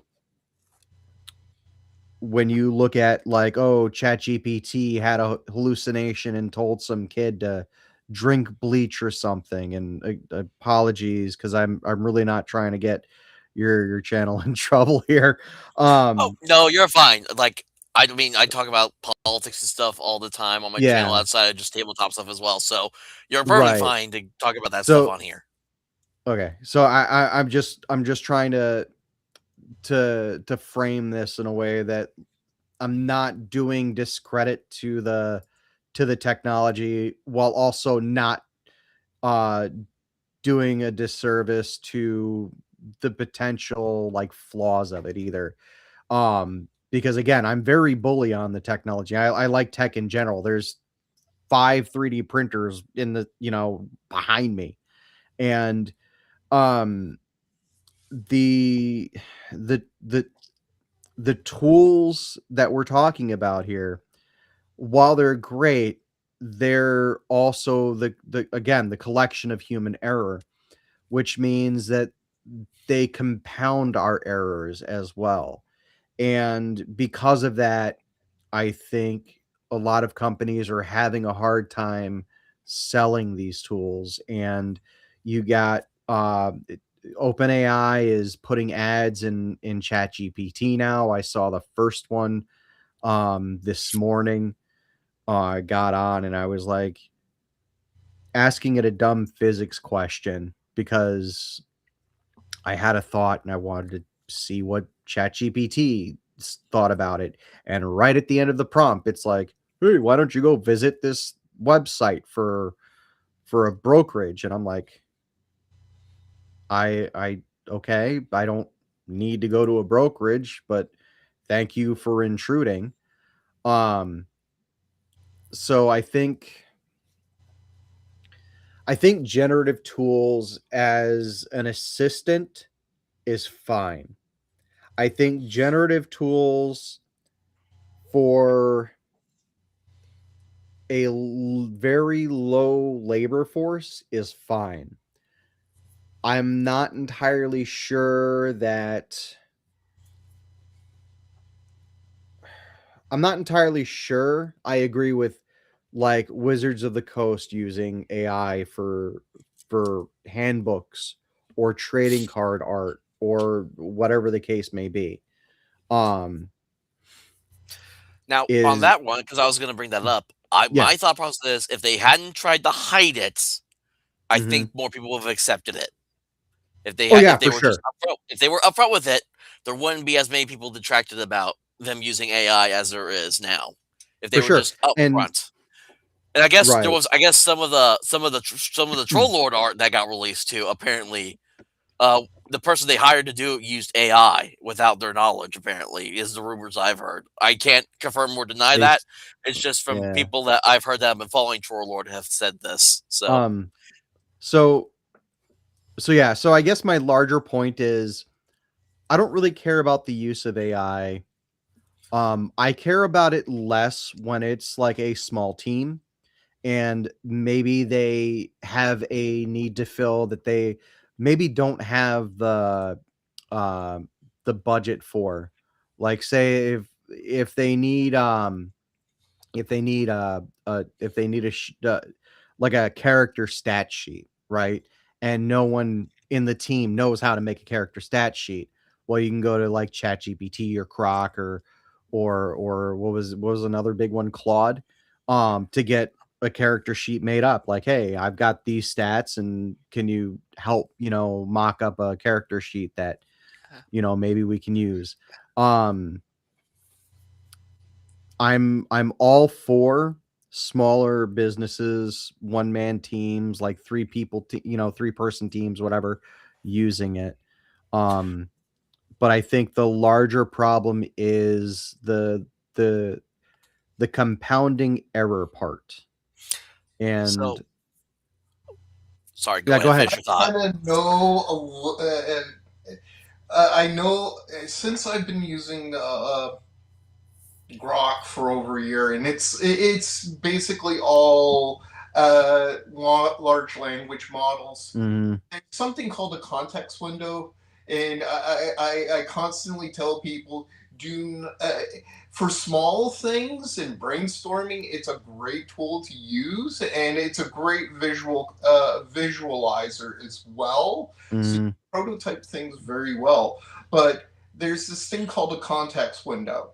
So if you're starting to compile all of your rules and your world and everything of the game that you're creating into an LLM, it can only, especially if you get the free version, it's only going to remember about 30,000 of the last words you and it spoke.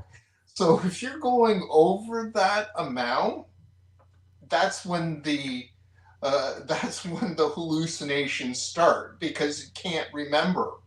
I well, I became very aware of this because I tried to do that for Tales from Trinity City last year, and then all of a sudden it was saying leaders for different factions were different than the ones I have living in my head, and I go like, what is that? I finally found out about things like context windows that it can only remember so much. right. Um, So that's only the smaller problem. The larger point that I wanted to get at that I've been kind of pussyfooting around, is that the rate of hallucinations puts a lot of people off to it. It makes it a very hard sell because Oh yeah, even within the context windows, there's still about a 30 to 60% rate of hallucination. And then once you go over that, yeah, you do start to see a lot more. But it's a very hard sell for a lot of people. Most people don't have a need for a generative tool. Most people no, don't. You have maybe college students who might need it for, for doing something like helping edit their paper. I think it'd be good for something like that. But yeah, outside of that, no one actually needs the tool. no, And the larger population, so like I live in the Milwaukee area. Microsoft wants to put a data center relatively nearby. Then Microsoft wants the municipalities and the state to charge us for them having that data center, which again puts a very big pain point on people who don't actually need it, who don't actually want it, to fund something that they're never actually going to use. And this is going to create a burst, if you will, in sort of this tech bubble that um that AI is starting to face. And a lot of that is funding. And that was the larger point I wanted to make earlier that I just couldn't quite articulate. But that's the issue as I see it is you're going to see a lot of um I guess controversy around it because of the way that Microsoft is doing things. And OpenAI is shuttering Sora because it can't pay to keep Sora going. Again, the ads in ChatGPT specifically, the ads that are coming to Claude. Um but yeah, there's a very big pain point. Nobody wants to pay for the research because not a whole lot of people actually need these tools. no, no.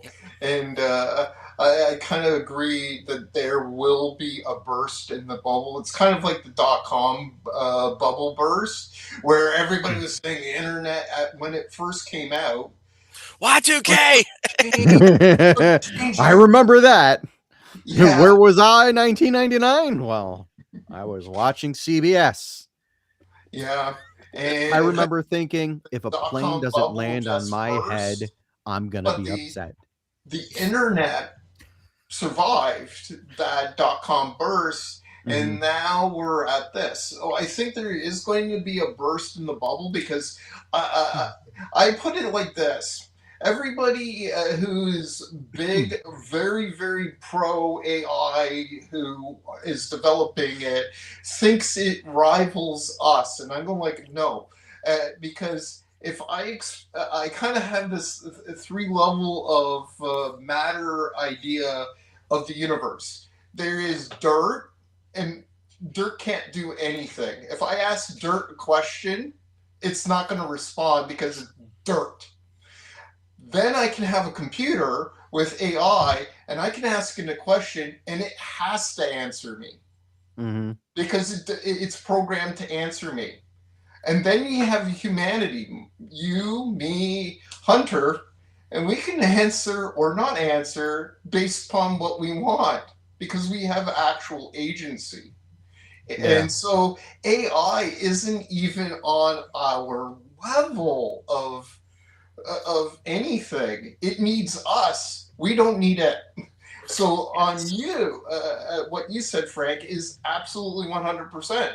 Most people don't need it, and therefore they're not going to want to pay taxpayers money to build data centers that for something that they're never going to use. And you're absolutely right. But I think of the what you were saying. It's an amplification of all of our errors and everything. I think of it just as an amplifier. If you're an idiot using AI, it's going to make you sound more like an idiot because it's Yeah. going So to amplify it. It's like the super serum, super soldier serum. It's going to make you sound more like an idiot.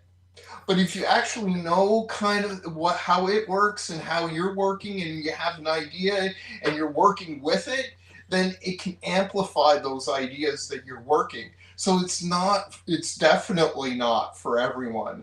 I would Mhm. almost say most, like a grok, super grok, for instance, would be should only be like somebody gets Adobe subscription. You're doing it because you're actually doing something that relates to using that tool.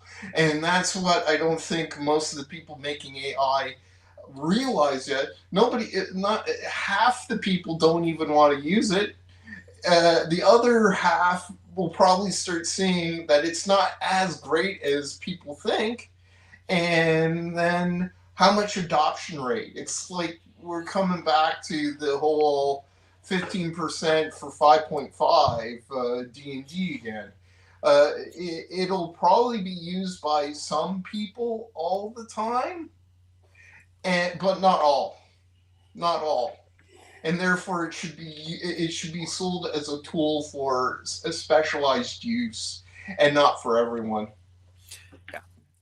So this image that I shared right here is this is the current kind of, I'm calling it my mock cover that I'm using for my elf gun TTRPG. It's just a elf with guns fighting a drake, and I had this made. This was made using Google Gemini. Gemini has been my go-to thing recently for like image generation because now not every single thing it does is perfect, but I've had way more success with Google Gemini to make stuff than I've had with like Grok or anything else. Because I used to use Grok a lot, and Grok was always like I had to like keep trying and trying and trying until I got exactly what I wanted. Whereas with Google Gemini, it seems like it almost seems to read my mind, especially if you can afford to do the Pro, which actually it's like I think it's like $8.99 a month, and you get like so much of the Pro usage a day. So it's actually not badly priced.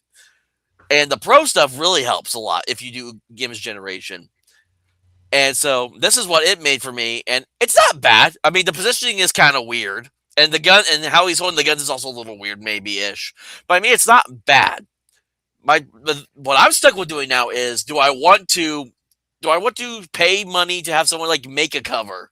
Because I know if I use AI, there's a lot of people. If I use this for my cover, there's a lot of people that are gonna not want to buy it on principle, which I'm not going to blame them for. But at the same time, I'm like, but I do want people because I know I have some artist friends. They're very anti AI. They understand why I'm pro AI. But I'm like, but I want them to be able to buy my game and play it. And if it's an AI cover, they may not buy it. So I don't know. I'm kind of stuck between a rock and a hard place on whether I want to use an AI cover or just pay to have someone make the cover. I think we're in a position. I think we're in a really weird position right now, especially as creators who do agree with the technology. Um, we're in this position where it's. I really hate to say this, but it is the gun debate all over again. Like a tool is only as useful as the person operating it. And I'll go back to my hammer analogy.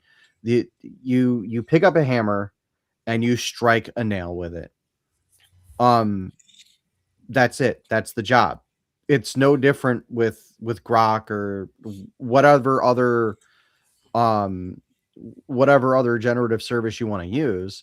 Um, I think it's fascinating, and it's great that we have chat bots that can draw for us now, because 15-20 years ago we had chat bots that used largely the same um modeling.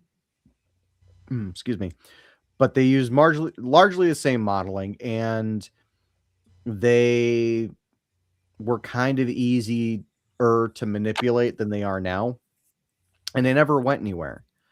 And now that they're actually a little more intelligent, and now that they've learned how to put more rules into the systems, um, they are a lot more useful than they were 20 years ago.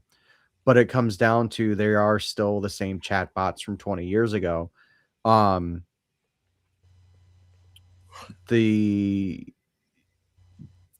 the broader implications, though, is that they are good tools, but they're only tools. And again, the hammer is only going to do what you tell the hammer to do. You can't get angry at it if you strike your own finger with it. And it's the same with every other exactly. And it's the same with the gun debate. It's the same with the AI debate. It is only as helpful as harmful as the person behind it. Yep. Hmm. Another thing I was going to bring up, because here in Northwest Arkansas, we just had a new gaming cafe open called Dice Goblin Cafe. I'll shout them out. And it's a family owned business. It's a mother, father, and they got children. And they're big into gaming, and they wanted to open this cafe. It's like a sandwich cafe where you can eat, play games, have fun. And they do RPGs too, but they also got a huge board game library. There's another one I remember when I was in Branson, Missouri, there's a huge one there that I saw. I forget the name of it now, but it was really cool. But the Dice Goblin Cafe, they had an AI generated image that they used for all their promotional material and for their signage. And everyone just started just flambat. I don't know if is it flambastering? Is that the word I'm looking for? Or am I just saying that wrong? Lambaster. Lambaster, yeah. Yeah, they started lambasting them, all because they use this image for starting their business, for starting a new business. And they took a very calm approach about it. They said, like, we understand why people are upset. However, understand our situation here. This is what we cannot afford to just have someone make something for us for a brand new Yeah. business, because this is what we presented our stuff with. We were getting all the funding for it, and now and it's not plausible for us to now pay someone else to now have to replace all this promotional stuff with. And there were people who were like, "Oh, you could have just paid someone like $5, and they could have done like a better artwork." And I'm like, okay, I've seen the Twitter artists and all their commission price floating around from time to time. No one's asking for $5 for the artwork that they present. And Yeah. even then, and this is an argument I have with my AI friends, with my artist friends about, is when it comes to commissioning, if I give you money and you make something and you give me that for money, that should be mine. Yeah, and a lot of And it goes back to that entitlement thing I brought up earlier, that a lot of creatives in the space they just feel yeah, entitled but to something. They made this piece of art for you, yeah, but yeah. it's But I was also going to say or really go quick, ahead. but because apparently what they've all say is when it comes to, like, if you're using someone's artwork for like business purposes, apparently it's a whole other landmine. Apparently, Yeah. so but I don't think it should be that case. I think if I pay you to do something, and you do that for me for my money, then yeah, Yeah. that's capitalism 101 So in my opinion. yeah, so um when I launched a Kickstarter, surprise, it wasn't successful at all. But I kind of knew that going in, because again, when I started it, like I still relatively like unknown, and I still don't know what I'm doing in the space, to be honest with you, like in terms of marketing and just getting things out there. I launched a Kickstarter, and one of the big things that I learned was that people don't want generated art. And it's, for me personally, I think if you don't have the budget and you are a solo creator or a very small team with a very limited skill set, I think it should be perfectly fine. I think you should be able to put something out there. But when I started this, I was approached by someone who said, "Hey, um, I like the sound of your setting for your RPG. I'm willing to give you a discount um on like formatting it so that it looks good and you have something to present to the Kickstarter crowd."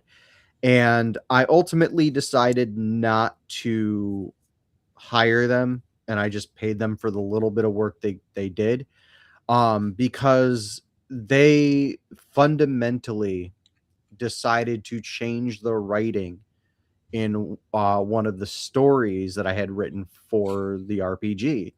And the character was a completely AI generated being, um down to like the body and it inhabited was completely AI generated, and it identified as it because it knew it was a robot. It knew it was a machine.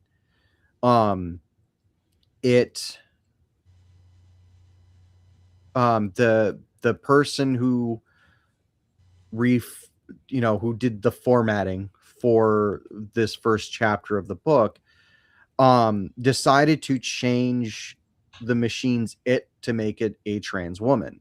Again, I don't want to you know bring politics into it. If I'm paying someone to produce something for me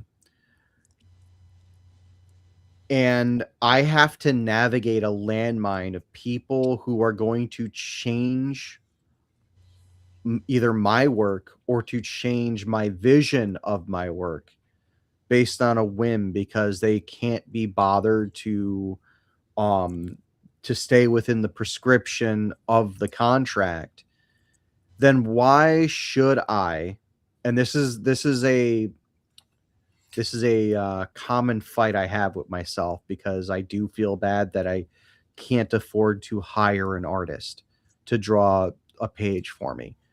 Why should I, knowing this particular landmine exists where artists and other creatives will change what I have created or change what I have requested of them to work on, um why should I hire them if they're going to do that? And if there's enough of them that if you throw a dart and hit one, that you can't rely on them to present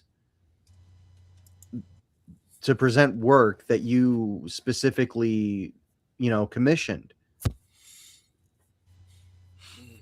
And that's Yeah. another that's a very big problem with artists that are on Twitter, because they feel entitled to the work that you commission from them, that you paid them for, that yeah, they might have drawn it, but that doesn't mean that you are entitled. If you drew it, that doesn't mean you're entitled to being recognized, because I paid you to do a job.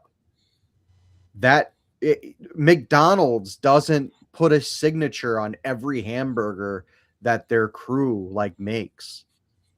It's just not the way it works. Yeah. I don't know what show or movie it's from, but it's one of the I forget what show.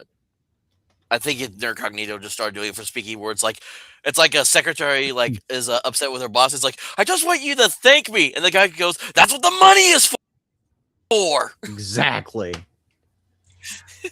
Now, to kind of go back to the thing, I think AI, and going back to pricing, if you're using AI, like I'll probably be doing and everything, the price point, and this is where people might start to become more forgiving of AI.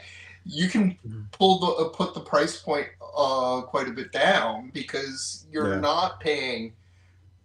I think Dean and Vicky from Everett Games, who are making the Untold Destiny game, has said that they have paid about $20,000 in art already for their Jesus game. Christ.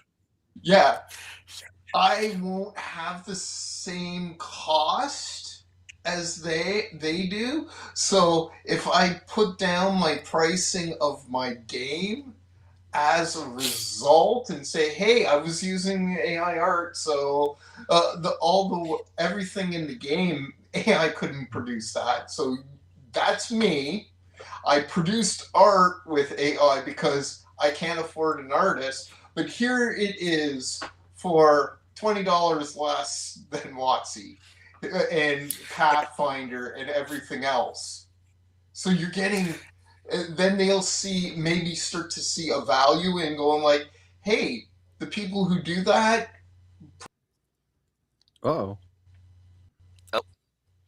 Are you there, Mark? I think we lost you for a second. Oh.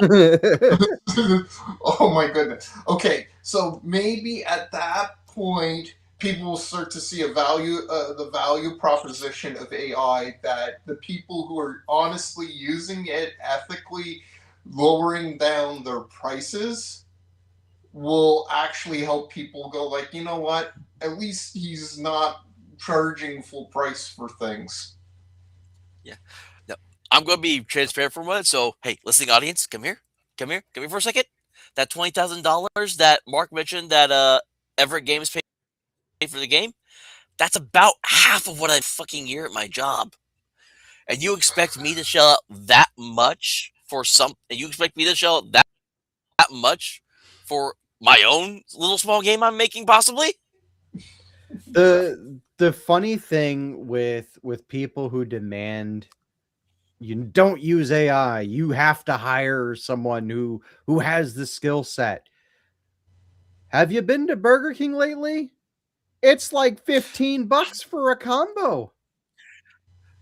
That's on top of the $900 a week in rent I have to pay. That's on top of the 5 subscriptions to Netflix and Hulu and whatever other subscription service I'm coming out of my pocket for. That's on top of the Uber Eats orders all the time. You want me to pay somebody I'm glad you actually said something. $500? What's that? No, I was just thinking, I'm glad you said something because I just realized that I think I need to pay my sister for my part of the family Spotify premium subscription that I'm on. There's Spotify, like YouTube Red. Who I don't know anyone who pays for YouTube Red, but like, YouTube Red's not a thing anymore. Oh, it's like YouTube TV or something now, or something. I know they something still like have that. a subscription. I don't remember it's too much. But you want me to pay someone too much is what it is. $60 for a single piece of art that they dictate all rights over, on top of having to pay the exorbitant fees for just breathing. Miss me with that, please. Yep. I get worked up on this point. I apologize. I tried to keep it in. Oh, it's no problem. No, it's perfectly understandable. Yeah, I mean, it just drives me nuts that with everything that's going on, I think for creatives that we can drive down prices a lot by doing certain Yeah. things that people don't want. Because I think the biggest problem is people want a hegemony and said this is the level of quality. Well, I hate to tell people who say this is the level of quality, you have to do this and X and X and X and everything. And so we got a Hmm. tool that can get you to about here with that now. So it becomes a viable product. And they don't want people to use it because then they lose the hegemony of controlling everything that gets put out into the market. And I really do think that there's a lot of people who want to control good ideas. And I won't, me personally, I won't allow them to do that. That's why I'm going independent. And that's why I'm looking for every way I can lower prices while creating quality content. I Hopefully, think Yeah. where the kind of circles I'm in right now will have less, it will be less AI shy because although it's not perfect, I think half and half or pro or against, but it's definitely not the people who have the throttle on culture right now, where they get to say what movies get created, what musicians and albums and everything get promoted, and all of that. Not to get into the I politics have stuff, heard I absolutely hate it. yeah, I have heard AI music better than the current stuff we hear on the radio these days. Like all the like if you listen to the person who's doing all the 1950s like soul song covers, Oh, I would listen to that on the radio all day instead of the crap that we listen to on the radio. And then I had another thought. What was I about to say? Oh, okay, I had another thought and then I lost it because I was going to say something else because Mark said something that made me think of it. And then, and I was going to say, if you can't afford books, what I've been doing is just if you have the PDFs, just go to Walmart, get you a folder, some slips, and surprise enough, this is only 200 pages, but the 200-page Yep. folder would not fit the actual 200 pages, so I had to buy the 500-page folder to fit these 200 pages. And yeah, just print them out double-sided, and if you have the toner, do it in color. Because this is a game I backed like 2 years ago. It's a animated series on YouTube as well that I love to Um, watch. They actually oh, just finished it. So I yeah, it's I fool's used gold. to I used to go to the library and pay 5 cents a sheet to have a book printed for me. So like that's also an Yeah, option. That's also an avenue. yeah. my library does not allow. It won't do front to back printing, and they don't allow large printings like that, unfortunately. So I went to Office Depot one time, and my dad. It's because I actually got up here because I was lucky enough to come across. This is a actual decently scanned copy of the first printing of Oh these wow, demigods. So it's got the yeah. Cthulhu mythos and the Elric mythos in here. And I saw Ooh. I printed these two at the library, but then the entire inside I printed at Office Depot, and it was like $33. And my dad was like, "You could have just printed that out of the house, dude." So I just make sure I buy like an extra ream of printer Yeah. paper when we do any big printing at his house. Like unfortunately, I don't have to pay for the toner. He actually had to replace the black toner because I was trying to print this after I print off a few things, and the black toner ran out.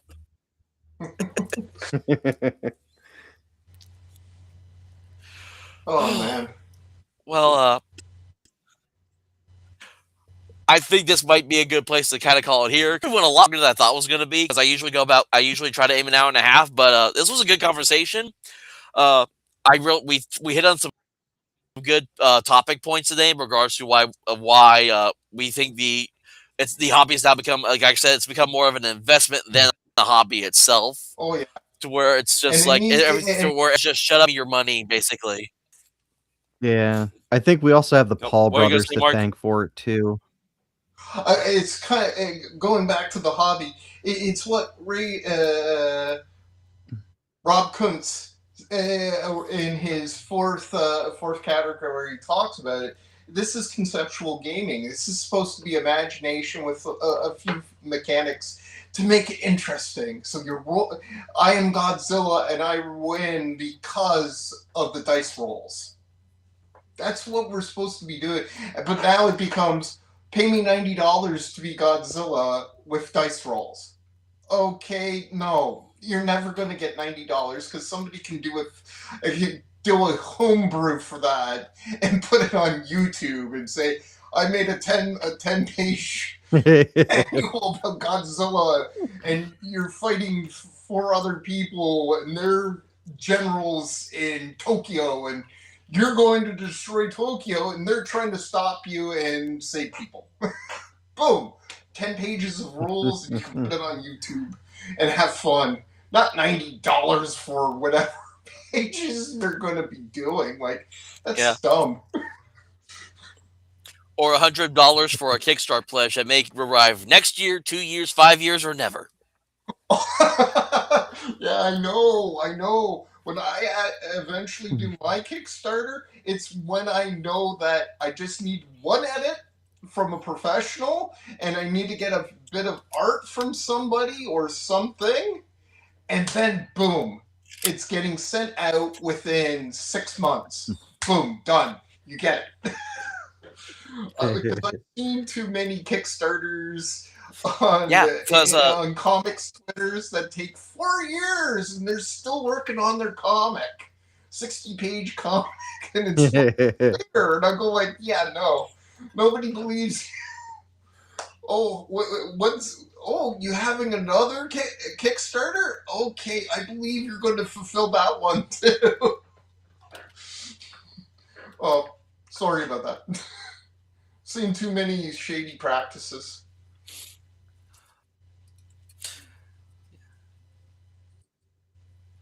Were you about to say something? Because I think you're about to say something that the computer. No, if I was, I might have lost the thread. Yeah, I lost the thread. Sorry. Yeah, you can just ignore me. But that's another good. Another good Mark just brought up is the I practice of people that are users to fund the backing of previous kick. That's become a thing I've seen recently as well, and that's crazy. Uh-oh. Yeah, Am I still I here? think the whole connection for a second. Yeah, you're good. I can hear you.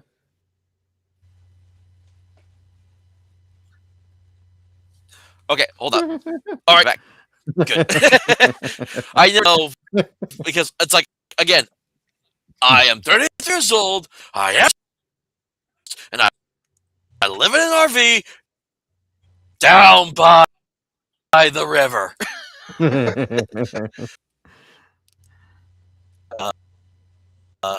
I don't know. I think I'm now. I don't know. It's getting wonky on my head. What if you're telling me, end your stream, you've been going too long. So, Okay. Hold on. My thing's being. Am I back? Or did I leave again? Yeah. You're good. You're good. Okay. All right. So I guess I'll go ahead. Before now I'm going weird on my end. So before. Okay. So before the computer goes all crazy on me, so one where the people where they can find you and follow you. So you can follow me on X at Grimlight HQ or on Patreon Grimlight District Games. Yeah, that's about it.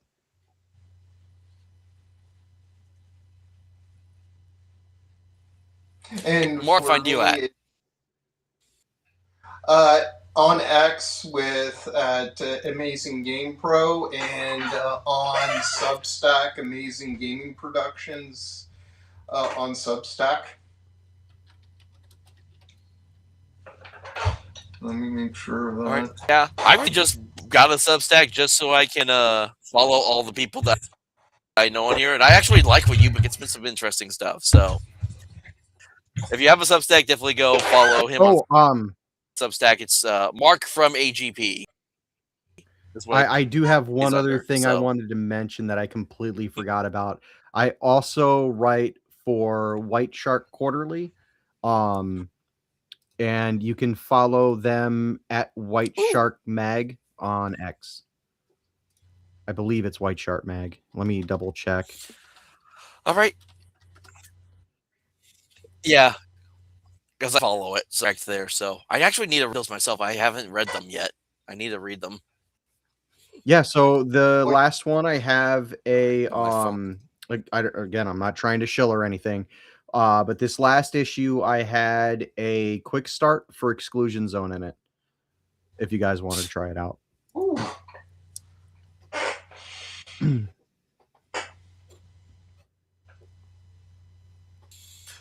All right. Hold up. It froze up on me. So I heard like part of what you said, and then it fast forwarded through the rest of it on my just completely lost train of thought. So, but I assumed that you were just talking about White Shark Quarterly on there. So again, sorry.